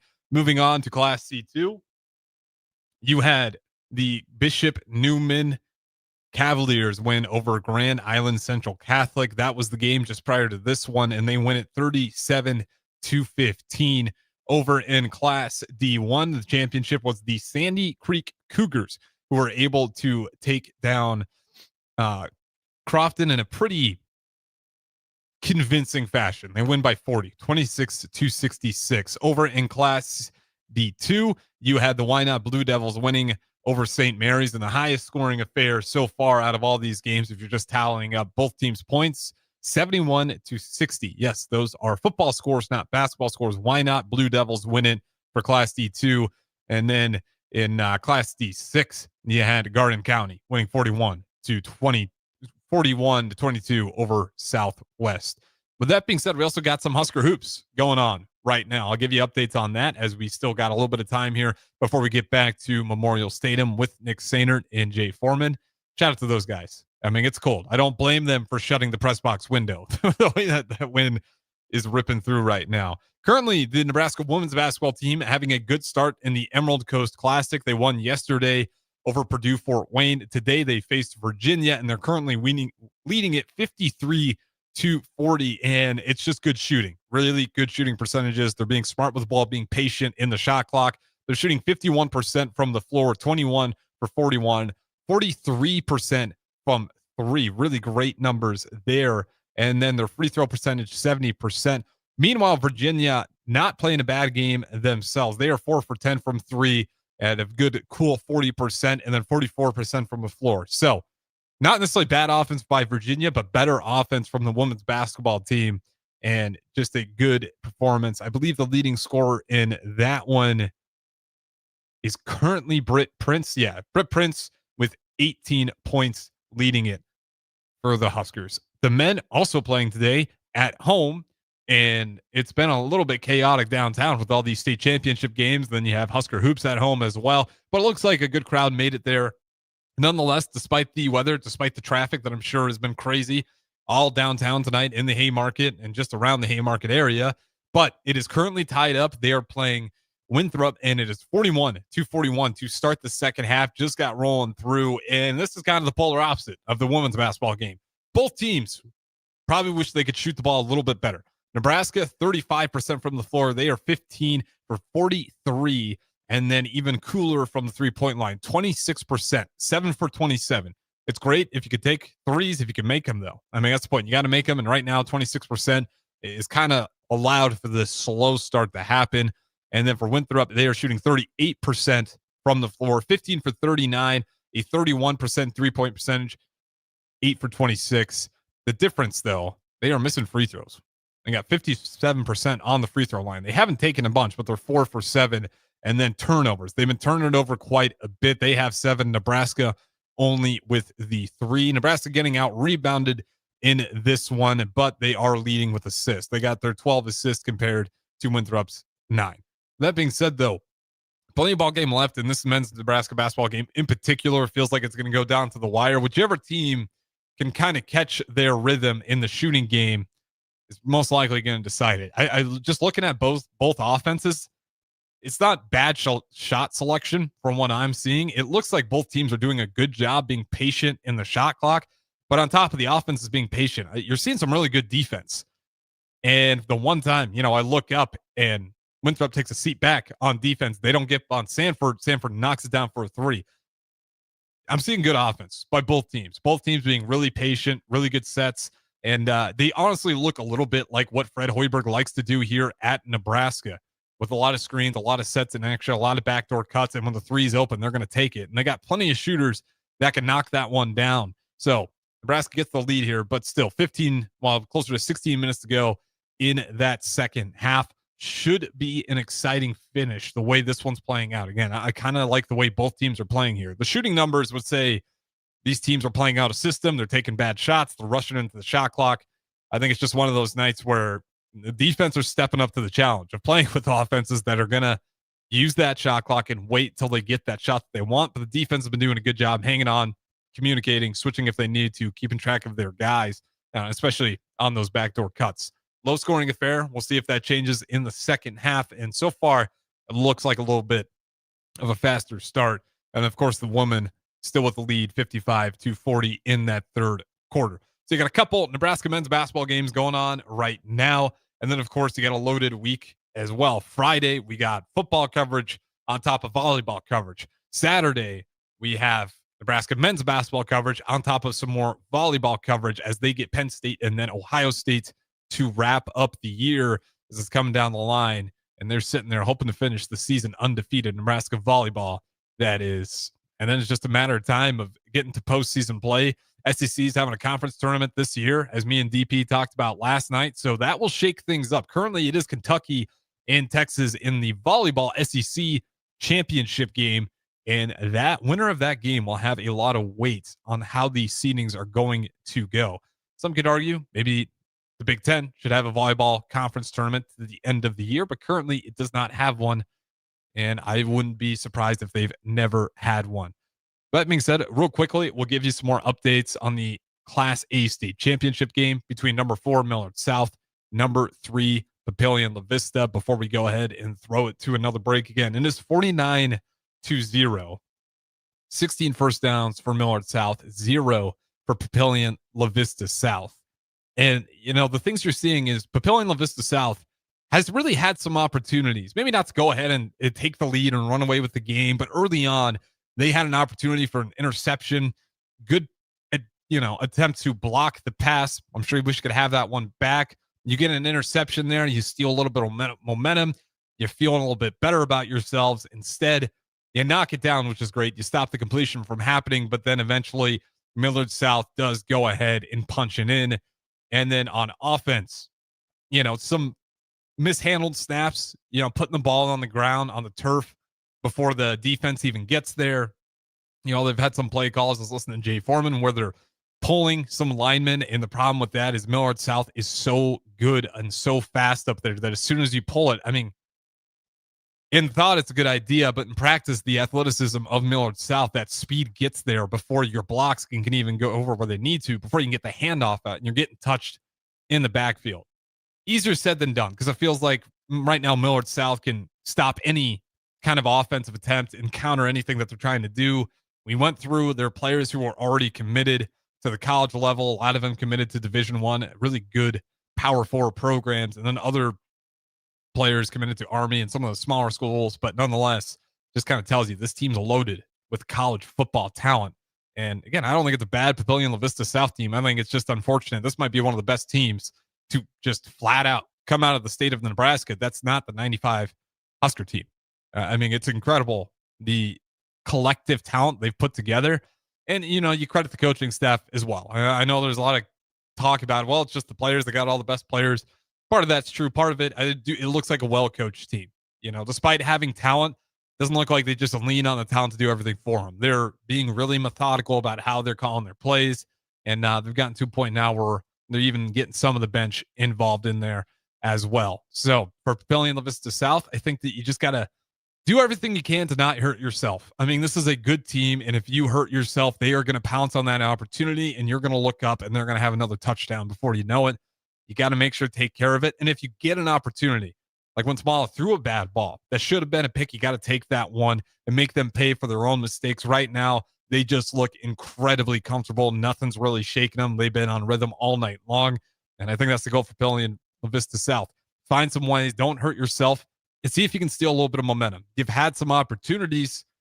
You just got to convert on them. With that being said, We will go ahead, throw it to break. On the other side, you will be joined by Nick Sainert and Jay Foreman down there in the Windy Memorial Stadium where the flags are whipping around, and it's a cold one out there. Again, it's the 2025 NSAA Football Class A State Championship game between Millard South leading it 49-0 over Papillion La Vista South. We'll throw it to break here. Like I said, don't go anywhere. You'll be joined back in Memorial Stadium with Nick Sainert, Jay Foreman, calling the game for you, 93.7 The Ticket. A business's phone is the lifeline to its customers and potential clients. That's why it's so important that you can take calls seamlessly from anywhere, whether you're on the road or in the office. Hamilton Business Technologies can help ensure your phone rings wherever you are. We can equip your headquarters and any of its locations with the right tools for smooth, professional call handling. As the official business IT partner of the Huskers, we know how to keep Nebraska businesses connected. Learn more at hamiltonisbusiness.com. Things that impair you come in many different shapes and sizes. Some are the shape of beer and liquor bottles. Others look like cigarettes but aren't cigarettes at all. These are the things we know impair us, the things our parents warned us about. What we're not always aware of is our new prescription or the over-the-counter medicine we picked up just for allergies or a bad cold. See, it doesn't just matter how much of a substance you take. If you are impaired, driving is deceptively dangerous. Don't drive impaired. Paid for by the NDOT Highway Safety Office. Ready to score big with your projects? Look no further than Edward Stone, the MVP of natural stone for over 2 decades. Edward Stone is cranking out over 30,000 square feet every week and offers a winning lineup of over 70 quality natural veneer stone selections. Their unbeatable variety and experienced team will ensure your project is a success, whether it's a home renovation or a commercial build. And hey, they're not just about stone. They've got an all-star lineup of fireplaces, cast stone, brick, and much more. Swing by one of their locations in Lincoln or Omaha today and experience the Edward Stone difference, your reliable choice for over 20 years. At Doane University, we build leaders, and that means your success and achievements come first. Now is the time to get a glimpse into living and learning at Doane University through a personalized in-person or virtual visit. We know once you experience Doane, you'll see why it's a place where you can achieve your goals and shape your future. Schedule your personal campus visit today at doane.edu/visit. At Jimmy John's, we don't make sandwiches. We make the sandwich of sandwiches. We use fresh veggies because we don't hate salads. We just feel bad for them. We make our sandwiches exactly how you want because you're the one who's eating it. And we bake bread all day, every day because stale bread isn't bread. It's croutons. Sandwich history is written by the victors. Good thing we have legible handwriting. Jimmy John's, the sandwich of sandwiches. Order pickup or delivery on the app. With UBT, you've got total control over your money. Like Doug, who runs his game day tailgate like a well-oiled machine. I got burgers, brats, chicken, dogs, plus all the fixins. And with the UBT Go app, I can track my food spending from anywhere. Pro move. They don't call me Grill Sergeant for nothing. No matter your goals, UBT helps you feel good about reaching them. Union Bank and Trust. Member FDIC. Things that impair you come in many different shapes and sizes. Some are the shape of beer and liquor bottles. Others look like cigarettes but aren't cigarettes at all. These are the things we know impair us, the things our parents warned us about. What we're not always aware of is our new prescription or the over-the-counter medicine we picked up just for allergies or a bad cold. See, it doesn't just matter how much of a substance you take. If you are impaired, driving is deceptively dangerous. Don't drive impaired. Paid for by the NDOT Highway Safety Office. Welcome back to high school football on 93.7 The Ticket and theticketfm.com. Welcome back into Memorial Stadium as we get ready for the start of the second half here between Millard South and Papillion La Vista South here in the Class A state championship game, a game that has been dominated by Millard South. 49-0 is the score here as the Titans of Papillion La Vista South will get the ball to start quarter number 3, and they got to do something. Minus -9 rushing yards for Papillion La Vista South. They have 13 passing yards, good for a total yard number of 4 on the day. For Millard South, though, 370 yards. Things have been firing on all cylinders since pregame. Yeah, I mean, it's really been rinse and repeat all year, and they've been on a mission. And the first half was a showcase for everybody that doubted that they were the most dominant team in recent history in Nebraska high school football, and probably one of the better and most talented rosters as far as from a Division I and Division II athletes. And so they were on schedule, even when they got a little bit of pressure and back down to fourth down. They found a way to do it. Then they turned around and made a huge play on special teams with the block punt by one of the starters. And so the standard is the standard, and they are a good look-see into what can happen when you get a goal in your mind at a very young age. So in that first half, Jet Tamala, the Alabama Crimson Tide commit, 12 of 16, 243 passing yards, 7 touchdowns. He did have the 1 interception, and it's certainly been a game for this Millard South team. Gabe Pruka on the ground, 11 carries, 83 yards. Nelson Wheeler, 10 carries, 44 yards. Amarion Jackson, 5 catches, 104 receiving yards, 2 touchdowns.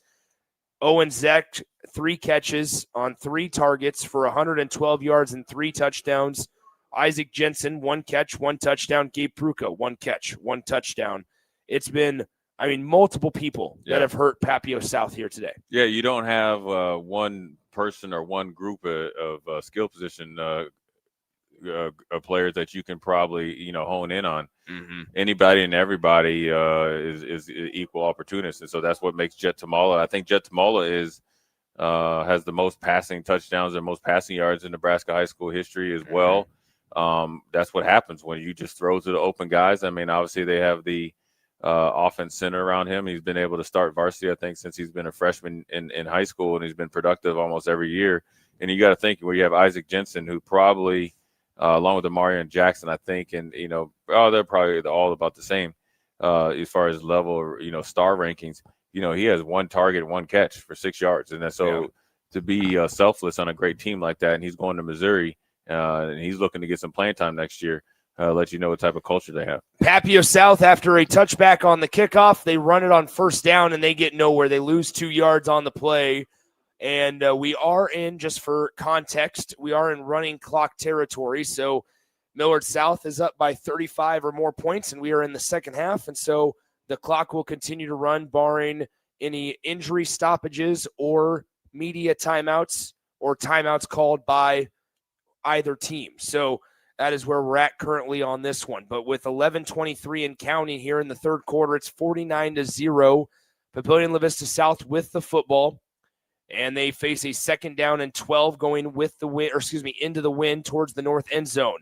Here's Beckenhauer. He steps up, surveying, navigating. He's going to take off and run as he has 5 yards, now 10 yards. And that's the longest play of the day for the Papio South Titans as they get across the 30-yard line to the 31 for a gain of 13 on 2nd down to make it 1st and 10. Yeah, that was a good job there by Beckenhauer to escape pressure, and he was getting pursued by a plethora of Millard South Patriots. But when he got the edge, he was smart enough to get the 1st down and get out of bounds and get him out of backed up territory. Let's see if they open up the playbook here to put some more pressure here on the Millard South Patriots. 49-0, 10.5 minutes to go, third quarter, as Beckenhauer able to scramble for a 1st down just a moment ago, as Papio South 11-1 on the year. Their 1 loss came back on September 5th in week 2 to Omaha North as Arch gets the carry. He bounces it right side, now tries to cut inside. Doesn't get very far as it's a 1-yard gain on 1st down to make it 2nd down and 9. The average yards per play for Papio South currently is 0.6, averaging less than 1 yard per play, and that is including that 13-yard rush by Beckenhauer just a moment ago. Yeah, it's been a dominant performance, even with a big run like that from your quarterback. You got to think when you look at both quarterbacks, Beckenhauer's 0 for 5 for passing, Rayburn 2 for 6 for a total of 13 yards. One of the quarterbacks is having a -40 in their rating. Mm-hmm. It is stifling defense, both in the run game and the pass game. Here's a snap back to Beckenhauer. He looks, surveying, steps up in the pocket. It starts to collapse, and Beckenhauer's going to go down. It'll be a loss of at least 6. Back to the 25-yard line is where they'll mark it. And so it's going to be 3rd down and 16 coming up with 9:20 to go in the third quarter with the ball on the 25-yard line for Papillion La Vista South. Yeah, Easton Vallada came up from the left side of the defensive line really with a dip and rip move, and came back and countered when the quarterback stepped up, and along with everybody else and Henry Ziba going to Kearney. That is a really good defensive line, well coached and disciplined. Good job there by Millard South Patriots. So here we are, 3rd and 16, under 9 minutes to play in the third quarter of the Class A title game. 49-0, Millard South out in front of Papio South. They take the snap, looking to pass. They're going to throw it downfield into that wind. It's a nice ball and a great catch by Elon Washington.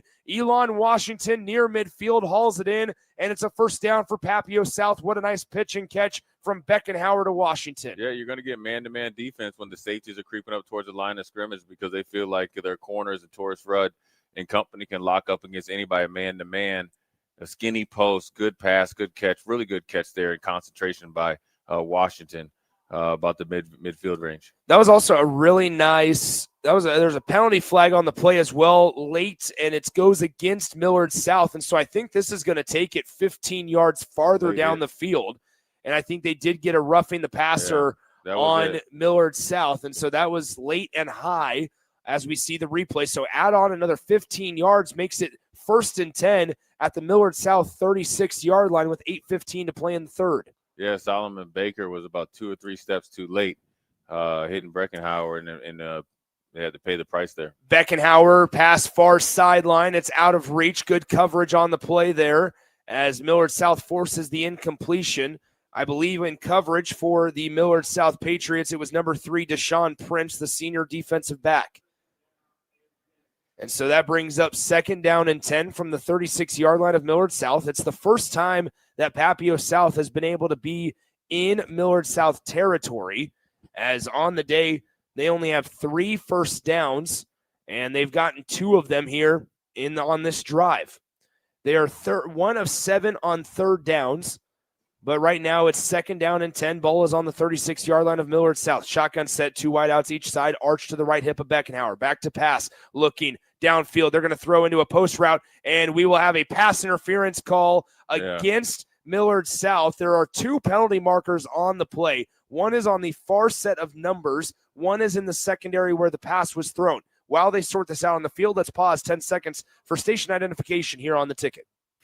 This is Lincoln's home for sports talk on the FM dial. Also online at theticketfm.com. On the internet. KNTK FM Firth, 93.7 The Ticket. Nick Sainer, Jay Foreman with you as the official has yet to make a distinction of what the call will be. I think that they have a foul on both sides, but they did not offset. And so we have yet to hear exactly what happened. But nonetheless, it is a first down from the third. Okay, so it's going to be both on Millard South. That's the official call. 1st and 10 now after the automatic first down and the pass interference on Millard South. So that's going to move the ball up to the 21-yard line. 1st and 10 for the Titans. Yeah, a little bit of undisciplined plays there, back-to-back plays, right? Solomon Baker with the more than late hit on the quarterback, and then obviously they were able to get Torres Rudd with the pass interference, and he was trying to play through the receiver, but he forgot not to push him down when he was trying to get a interception. So now they're backed up. This is the first time they've probably been challenged. Obviously against Westside, they were challenged when Westside scored 21 points, but really realistically challenged in quite some time. Down in there and playing red zone defense. Here's a handoff to Arch. He bounces it right side and loses a couple of yards on that one, as it's a nice job swarming to the ball by Millard South's defense. They even showed a little bit of late pressure from each side, and a nice job by their body control to not jump off sides and commit another penalty. But they were trying to time up the snap, but they were able to get going quick enough and stop Arch in the backfield. It's a loss of 3. 2nd down and 13 now coming up from the 24-yard line. Yeah, when you think about it, when you're trying to run against this big physical, first and second level of this Patriot defense, pulling guards and trying to run counters and delayed running games is not going to probably work too much. Here's Beckenhauer. Watch out. The pocket collapses, and he gets thrown down behind the 30-yard line at the 31. And so that is another loss of 7 to bring up a 3rd down and 22 here in just a moment. Yeah, that was Tegan Irvin, came from his linebacker position on delayed blitz, was able to close in on the quarterback and tackle him for a 10-yard loss. And that now when you think about it, as much progress as you made as Papillion La Vista South has made getting down in the red zone, the last 2 plays have been negative plays. So now it's 4-down territory, obviously, with the running clock. But it's 3rd and 20. So you got to get your best play, your best 2 plays, try to get 21 yards. So here we go, as with 5:16 and counting to go in the third quarter, it's 3rd and 20. Ball is on the 31-yard line. Beckenhauer takes the snap, looking downfield, looking end zone, has a receiver in one-on-one coverage, full extension, and it is incomplete. As they were trying to get the ball to, I believe that's, as Devin I look Cotton. through, number 13, Devin Cotton, the senior wide receiver, unable to haul it in coverage for Millard South, was number 3, Deshaun Prince. Yeah, good coverage there by, I think, Prince against Devin Cotton. It was good on good. It wasn't too bad of a pass, and the refs let him play through a little bit of contact off of his fingertips. Good effort, good defense, but came up a little bit too short there for Papillion La Vista South. It is 49-0 in favor of Millard South. It is the ball on the 31-yard line of the Patriots, 4th down and 20. Beckenhauer probably going to have to look end zone here as he steps up, gets hit as he throws, looking downfield into the end zone.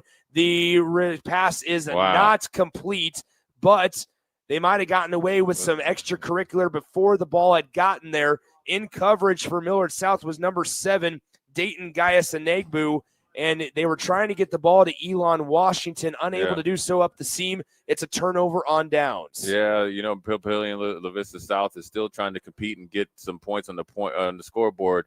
That was a bad missed call there on Dayton there on the pass interference. The Army commit there got away with a little bit of highway robbery, hand in the cookie jar, and whatever else you could come up with. We might be having a penalty flag called on the sideline for Papillion La Vista South. Tim Clemenger was animated, and you cannot blame him for the no call on that pass. It is a sideline warning against Papillion La Vista South. It's their first warning.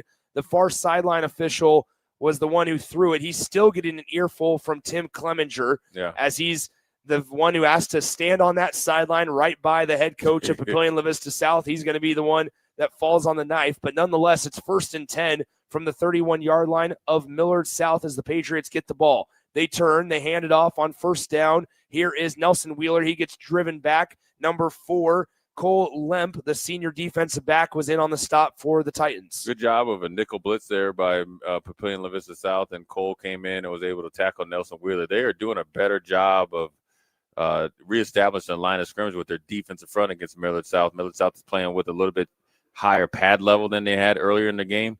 And from the second quarter on, I think that they've done a better job of stopping the run and obviously frustrated Nelson Wheeler a little bit, even with the results of that run. We have a timeout on the field called by Millard South. We'll step aside, come back in 60 seconds here on 93.7 The Ticket. With UBT, you've got total control over your money. Like Doug, who runs his game day tailgate like a well-oiled machine.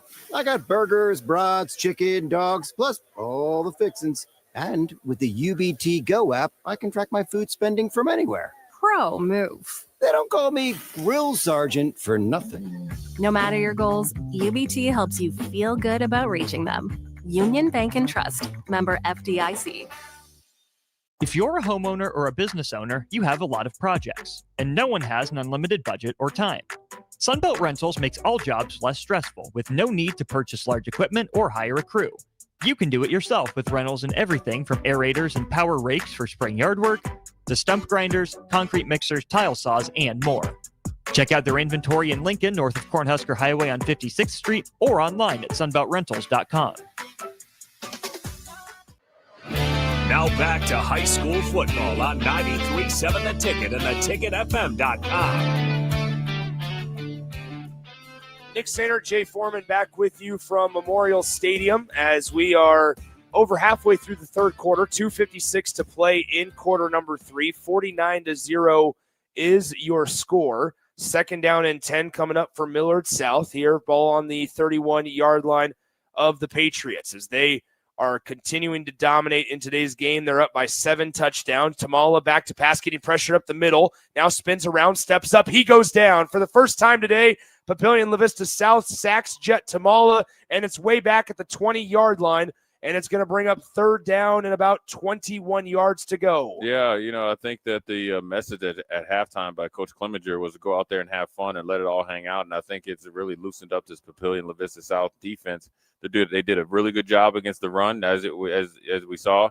Got them behind the chains. They were able to play that deep zone that really stymies their deep passing attack, and the pass rushers with second effort got Jet Tamala on the ground. It is 3rd and 21 from the 20-yard line. Tamala in the shotgun set with Wheeler off his right hip, 3 wideouts to the near side, 1 to the top on the far sideline, standing on the numbers. Here's Tamala looking that left side, throwing downfield. It's a back shoulder throw. It's hauled in right past the chains for a first down, up across the 40 to the 45-yard line. And there it is, number 88, Dallas Gaius-Enegbu with the catch and enough for a Millard South first down. 1st and 10 at their own 45-yard line. Yeah, just like that, a back shoulder fade, and I would say they look really real comfortable without even second guessing. They know where they're going to place the ball, and they trust the receivers to catch it. Here's Nelson Wheeler on first down. Somehow skirts through a small hole on that left side. He's driven out of bounds near midfield at the 50.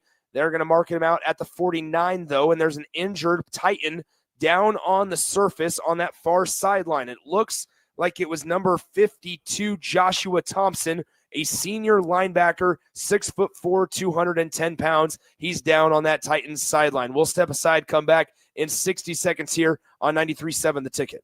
Things that impair you come in many different shapes and sizes. Some are the shape of beer and liquor bottles. Others look like cigarettes but aren't cigarettes at all. These are the things we know impair us, the things our parents warned us about. What we're not always aware of is our new prescription or the over-the-counter medicine we picked up just for allergies or a bad cold. See, it doesn't just matter how much of a substance you take. If you are impaired, driving is deceptively dangerous. Don't drive impaired. Paid for by the NDOT Highway Safety Office. With UBT, you've got total control over your money. Like Doug, who runs his game day tailgate like a well-oiled machine. I got burgers, brats, chicken, dogs, plus all the fixins. And with the UBT Go app, I can track my food spending from anywhere. Pro move. They don't call me Grill Sergeant for nothing. No matter your goals, UBT helps you feel good about reaching them. Union Bank and Trust. Member FDIC.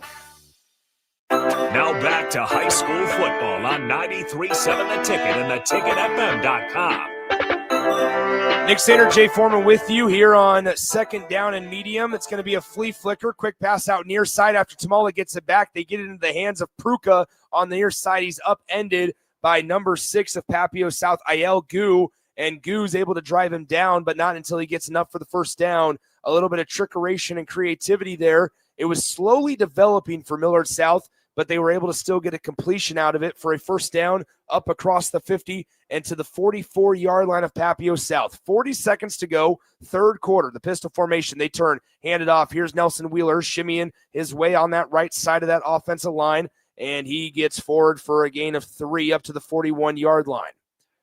26 seconds to play in the third quarter. 49-0 is your score. As if you missed it, we are in the running clock spot here at the Class A state championship game. Up by 35 or more is Millard South. They lead by 7 touchdowns, and it looks like Millard South is content to just let this game clock expire, and we head to the fourth quarter. Millard South will be up by 49 points as the fourth quarter will start when we come back in 60 seconds here from Memorial Stadium. One final quarter remains in our high school football season for 2025. We'll be right back on 93.7 The Ticket.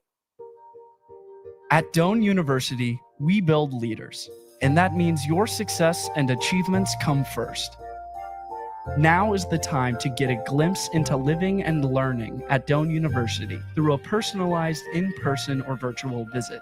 We know once you experience Doane, you'll see why it's a place where you can achieve your goals and shape your future. Schedule your personal campus visit today at doane.edu/visit. At Jimmy John's, we don't make sandwiches. We make the sandwich of sandwiches. We use fresh veggies because we don't hate salads. We just feel bad for them. We make our sandwiches exactly how you want because you're the one who's eating it. And we bake bread all day, every day because stale bread isn't bread. It's croutons. Sandwich history is written by the victors. Good thing we have legible handwriting.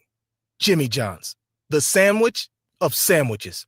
Order pickup or delivery on the app. Welcome back to high school football on 93.7 The Ticket and theticketfm.com.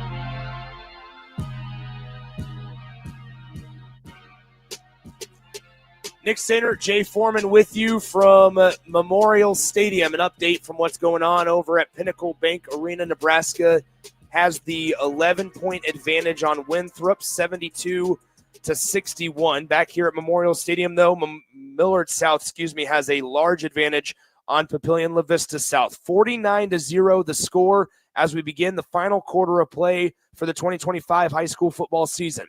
Tamala in the shotgun. He turns, fakes the handoff, looking downfield. Tamala on second down and medium is going to escape the pocket, and he's going to try to get away from the cavalry of Papillion La Vista South, unable to do so. A nice tackle made initially by number 51, Gage Berkey. Also in on the stop for the Titans of Papio South, number 4, Cole Lemp, to bring up 3rd down and 7 for this Millard South offense. Yeah, Papillion La Vista South has really cranked up their energy and physicality, trying to hang and play for pride here, because they know that they have a running clock, which is probably about 6 or 7 minutes and game time left in this fourth quarter in the state championship. And so they're trying to show that they can compete. Good job of trying to corral Jack Tamala there and got him another 3rd down. This is the most they've had him behind the chains all game long. Here's Tamala. A pass across the middle is incomplete, almost intercepted by Beckenhauer. The intended receiver was Isaac Jensen, the future Missouri Tiger, across the middle up the hash marks, and it is going to be incomplete, and that brings up 4th down and 7 for this Millard South offense at the Papio South 41-yard line. But it appears that Taylor Mendenhall, the head coach for Millard South, wants to keep his offense on the field. And so they all look over towards that Millard South sideline on the west side of Memorial Stadium. Jet Tamala, in his final quarter of high school football before he's off to Tuscaloosa, Alabama, stands next to Nelson Wheeler, the future Illinois Fighting Illini member. Here on the left side, a pass into the near sideline is hauled in. There he is again, Amarion Jackson. And on 4th and 7, they get a gain of about 15, maybe even more, as it's inside the 30-yard line, down at the 27-yard line. And so a big gain on 4th down and 7. It's a 14-yard pitch and catch to Amarion Jackson. Yeah, Amarion Jackson is a good option, and when you're on a safety net, runs really, really crisp routes, come out of his break, snaps his head around, ball there on target. They've done that probably a million times in the backyard. Tamala throws a fade towards the end zone. It's incomplete, intended on the play for number 88, Dallas Anegbu. And on that play, it brings up 2nd down and 10 in coverage for the Papillion La Vista South Titan was Brady Alderson. So a nice job by the undersized Alderson in that matchup. Anegbu is 6'6". Alderson stands at 6'2". Good job holding his own in the end zone, in the north end zone here at Memorial Stadium. We stand with 9 minutes and 20 seconds remaining in the ball game. They turn, hand it off. Wheeler tries to find a hole, unable to do so. A great job by Cole Lemp initially making the tackle. Also in on the stop. And stop me if you've heard this before, number 51, Gage Berkey. That duo made the tackle of Tamala a few moments ago together. Yeah, I mean, look, they're still down by 49 points, but they're playing a lot with a lot more fire and physicality here, as this game starts to wind down, and they're putting together probably this defensive effort that they probably planned on. And sometimes, you know what, Nick, it's only quite natural. You look over the sideline, you see about 26 guys that are going to go to a division. Fumble on the play here as Papillion La Vista South is going to be able to hop on it. They tried a reverse where they motioned number 10, that is for Millard South, Owen Zeck. Jet Tamala is slow to get up. He has his helmet off, and he's laying face down on the turf at the 32-yard line. But he tried to run the reverse. It was blown up by the outside linebacker, Cole Lemp, and a nice job by Lemp, able to recover the fumble all the way up there at the 41-yard line. And so Papillion La Vista South is going to get the ball back here with less than 9 minutes to go in the game, but Jet Tamala is down on the field. We'll step aside, come back in a few short moments on 93.7 The Ticket. Ready to score big with your projects? Look no further than Edward Stone, the MVP of natural stone for over 2 decades. Edward Stone is cranking out over 30,000 square feet every week and offers a winning lineup of over 70 quality natural veneer stone selections. Their unbeatable variety and experienced team will ensure your project is a success, whether it's a home renovation or a commercial build. And hey, they're not just about stone. They've got an all-star lineup of fireplaces, cast stone, brick, and much more. Swing by one of their locations in Lincoln or Omaha today and experience the Edward Stone difference, your reliable choice for over 20 years.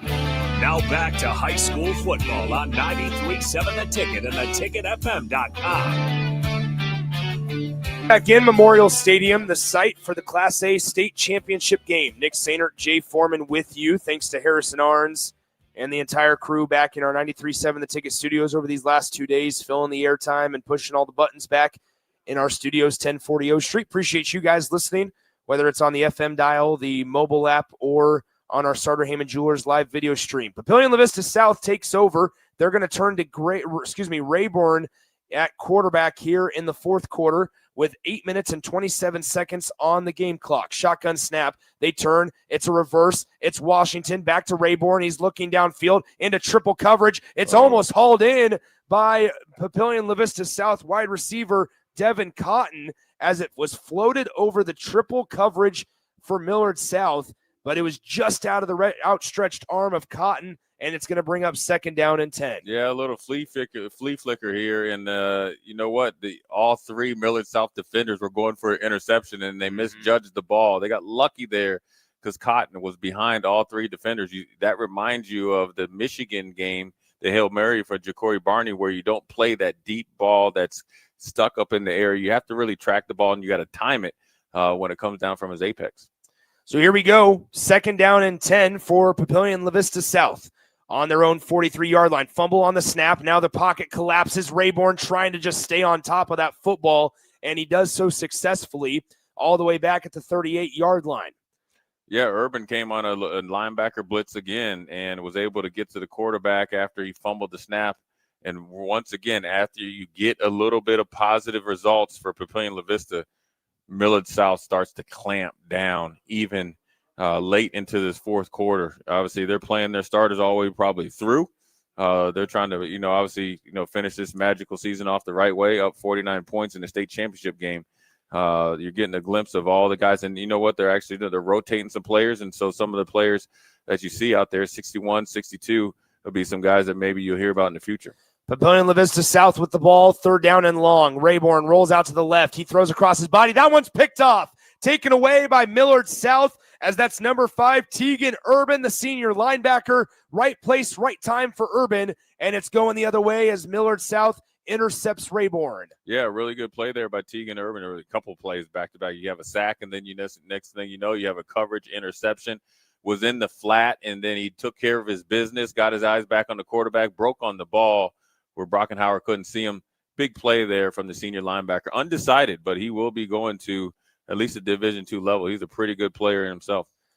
6 minutes, 7 seconds remain here in the fourth quarter. 1st and 10 for Millard South as they have it at the Papio South 49-yard line. Shotgun formation. Nelson Wheeler to the right hip of the backup quarterback, Brody Peters. Peters takes the snap, hands it off to Wheeler. He's going nowhere, and he's going there fast. He's back in the backfield, tackled down by Cole Lemp all the way back at the Millard South 45-yard line. It's a loss of 6 on 1st down to make it 2nd and 16. Yeah, good job there by Cole Lemp of attacking Nelson Wheeler. They know that most likely he was going to get the ball the first play that the backup quarterback Peters was in, so they were playing downhill, and it worked out for a tackle for loss, 6-yard loss, though. Papillion La Vista South, obviously I know that Millard South has been very, very conservative. Obviously being a good, leader in the competitive spirit, not trying to embarrass anybody. But they're playing way better on defense than they did in the first half. Here's a quick pass out into the far flats, and it's hauled in by number 88. That's Dallas Gaius-Anegbu for Millard South. He doesn't get very far, maybe got 2 yards, maybe even just 1 up to the 46-yard line. 3rd down and 15 coming up for Millard South. We want to thank all of our sponsors while we have a moment of break in the action. Edward Stone, Sunbelt Rentals, Union Bank and Trust, Doane University, Hamilton Telecommunications, Jimmy Johns, the Nebraska Army National Guard, the Nebraska Department of Transportation Highway Safety Office, and last but certainly not least, our friends over at Play It Again Sports with all their support of high school sports here on 93.7 The Ticket. All right, here we are, 3rd down and 15 from the 46-yard line. Shotgun snap. It's Peters looking to pass. Here across the middle, he's got a ball connected to Zek. Owen Zek with the catch across the 40-yard line of Papio South and down at the 37. Short-handed receivers all over the field, and Owen Zek, the number 3 receiver, or number 4 receiver for Millard South, has really got busy tonight. Every time he's been targeted, it's been either a touchdown or a big play. Look, when you're backed up 3rd and 15, we always say there's not too many plays in the playbook. Millard South has plenty of plays and players to get that job done. With 4 minutes to go in the 4th quarter, we have a timeout on the field. We'll step aside, take a 60-second breather here. One final time on 93.7 The Ticket. Yeah. Attention, Nebraska sports fans. Are you ready to take your skills to the next level? The Army National Guard is looking for leaders who are dedicated, driven, and ready to make a difference. Join up and gain invaluable experience while serving your country with a flexible schedule, competitive benefits, and a chance to build a strong future. Learn more at nationalguard.com/Nebraska. Live here, serve here. The Nebraska Army National Guard. Guard the good life. If you're a homeowner or a business owner, you have a lot of projects, and no one has an unlimited budget or time. Sunbelt Rentals makes all jobs less stressful with no need to purchase large equipment or hire a crew.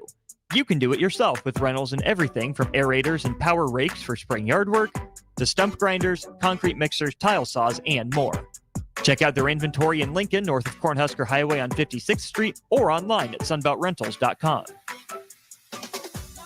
Now back to high school football on 93.7 The Ticket and theticketfm.com. Nick Sander, Jay Foreman back with you here as Millard South has pulled all of their starters. Brody Peters escaping the pocket on 1st down, throwing across the middle. It's incomplete, intended for the receiver, number 13, Canyon Barron, the junior wideout, and it's incomplete for him. Peters, a freshman quarterback, number 17, 6'1", 170 pounds, ready to take the reins over next year as Jet Tamala's on his way out the door, and to Tuscaloosa he goes. 2nd down and 10 now from the 37-yard line of Papillion La Vista South. Shotgun set, and the backfield will be number 35, Elijah Cox, for Millard South at the running back position. He's lined up to the left. They toss it that way to Cox. He cuts up field and is taken down from behind by Papillion La Vista South, and it will be 3rd down and about 9 coming up for the Millard South offense. 3 minutes, 3 seconds remain here in the 4th quarter of the Class A state championship game. You know, Nick, one of the funny things, you see Dave Fajardo down there warming up as a kicker. My man, your day is done. But before we get into it, and obviously you just give me a second, I just want to read off some names. Landon Von Segren going to Illinois. Nelson Wheeler, Illinois. Carter Glab, Army. Jet Tamala, Bama. Dallas Nyagbu, Fresno State. Dayton Nyagbu, Army. Taurus Rudd, North Dakota. Solomon Baker, Fresno State. Isaac Jensen, Missouri. Amarian Jackson, Iowa State. Eli Mitchell, Northwest Missouri State. Antonio Harris, Augustana. Gabe Pruka, Augustana. MJ Wash, the big defensive end, Pitt State. Jack Ladd, Kearney, number 90. Daxton Williams, Mankato State. Easton Viola, Washburn. Tegan Urban, undecided. And Deshaun Prince, who's a 4-star corner, receiver, safety, undecided as well. Oof. All from Millard South. Yeah. 4th down and 10. Peters back to pass on the 4th down attempt. He rolls out to the right, still looking, still surveying, pass down the field. It's going to be picked off by Beckenhauer. Papillion La Vista South gets a turnover in the late stages of the 4th quarter. It is 1:47 remaining in play, and Millard South turns it over on the interception. Papillion La Vista South will get it back with 1:37 and counting on the clock here in the 4th quarter. There's not too much to be disappointed about if you're on that Millard South sideline, as you are about 90 seconds away from winning the Class A state championship for the 2nd year in a row. Yeah, I mean, they set out a goal a long time ago to be state champs, and obviously they took their lumps and on and off the field, and so you got to give them credit. Even with losing their coach going back to Arizona, they brought in a really good coach in Mendenhall, and he's kept this train rolling and in some ways made it even better. very dominant this year, going down in the history books. And you got to tip your hat to them. They've all decided. I know a lot of those kids from coaching against them in various sports and know a couple parents. I remember, they'd asked me a few times what it takes. And I was like, you got a dream. And they all put together their minds and they went after it. And they've done it the right way. They worked hard. They play hard. And like I said, when you have that many kids that I just ran off 20, all to play as a cohesive team, they got to be wired the right way to do so. Millard South called a timeout on defense so that they could honor all of their seniors and starters as they take them out, and they are exiting the field towards the sideline to a standing ovation below us. It is 1:23 remaining in the fourth quarter, 49-0 Millard South. The ball is on the 22-yard line of Papillion La Vista South. It'll be 1st and 10 here in just a moment. As once again, stick around. Ticket weeknights on 93.7. The Ticket will continue after our conclusion of this game. Nebraska men's basketball just wrapped up a victory over Winthrop to stay undefeated, 7-0. They will play South Carolina Upstate on Saturday before turning their attention to the Creighton Blue Jays. The Creighton Blue Jays lost earlier today to the Iowa State Cyclones to fall to 3-3 overall. But here we are back at Memorial Stadium, 1st and 10 from the 22-yard line for Papio South. Papio South, a couple of minutes away from falling in their second ever state championship game appearance. They're still looking for that elusive state title as Beckenhauer escapes a sack. Pass down the field. It's hauled in by the receiver. A nice catch by Brady Alderson on the Millard South sideline as we approach 1:07 remaining in the game. So once again, Millard South will be back-to-back state champions here in just a moment after a dominating effort here tonight at Memorial Stadium. Beckenhauer is still in the game for Papillion La Vista South as the Titans, who lost to Creighton Prep back in the 2013 state championship, will fall and be runner-up for the second time in school history. That pass across the middle intended for Cotton for the Papillion La Vista South Titans is incomplete. It falls and hits the turf, and that brings up 2nd down and 10 with 36 seconds to go in the fourth quarter. One more play here in the Class A state title game. Yeah, for Papillion La Vista South, any other year it probably would have been a more competitive state championship game, but they, obviously accomplished a lot. No need to hang their head. They ran into a buzzsaw, a legendary team, and sometimes it's not your day and not your year. But just like this last play sacked by number 79, Anderson, that's been Millard South all year long. Dominant, physical, and obviously the best team easily in the last 10 or 15 years in their mind in Nebraska. We have a last-second timeout by Papillion La Vista South, I believe. I don't know. They called it with enough time on the clock. Millard South is starting to celebrate. Papillion La Vista South is even starting to line up. But I'm not sure Tim Clemenger is going to let them shake hands just yet. They might have called a timeout with 1 second. It's just a matter of whether or not the official rewards it to them. And it is going to appear that they will get the timeout. Millard South has already started to celebrate on their sideline and on the field. Now they have to clear the field. Tim Clemenger is talking to their team. They have one more play. And now they will say no timeout, it appears. They're going to just go ahead and start the handshake line. Okay, so that's the game. Yeah, what an anticlimactic way to end the Class A state championship game. In Tim Clemenger for Papio South, wanted a timeout. Millard South started to rush the field. Papio South started to handshake as well. And then ultimately, it looked like they were going to reward Papio South with the timeout that they wanted. And in the end, they did not. So Millard South caps off the dominating season. They had the one game that they had to forfeit. That's their one loss on August 29th. But other than that, they were 12-1 this season. They beat teams coming into the game by an average of 64-4, and tonight's 49-0 shutout win in the state championship doesn't change that statistic a whole lot, as it's just been a dominating day for Jet Tamala, who finished 15 of 21 through the air, 288 passing yards, 7 touchdowns, and 1 INT. Star-studded lineup and star-studded results. Yeah, I mean, they've been, you've been hearing about how good they could be this year, and obviously they went out and started in week 0 and went down to Las Vegas and beat the brakes off a team down there, made national news, and came back here and continued the dominance. Had a couple mishaps, as far as the, transfer rules and all that, and had a team forfeit a game against them, so they came in as the 4th seed, and they just buzzsaw through the state playoffs and obviously the state championship as well. And so it's a team that's going to go down in history as one of the most talented teams, I think, for a senior class that I can remember, and be willing to bet that there probably hasn't been anyone even close to it as far as having, 20 guys go. And I'm sure I might be wrong, but, the execution, the physicality, the togetherness that they play with, in the cohesive unit with a lot of guys that are stars. And obviously Jet Tamal is the quarterback. He's going to get a lot of the credit going to Bama.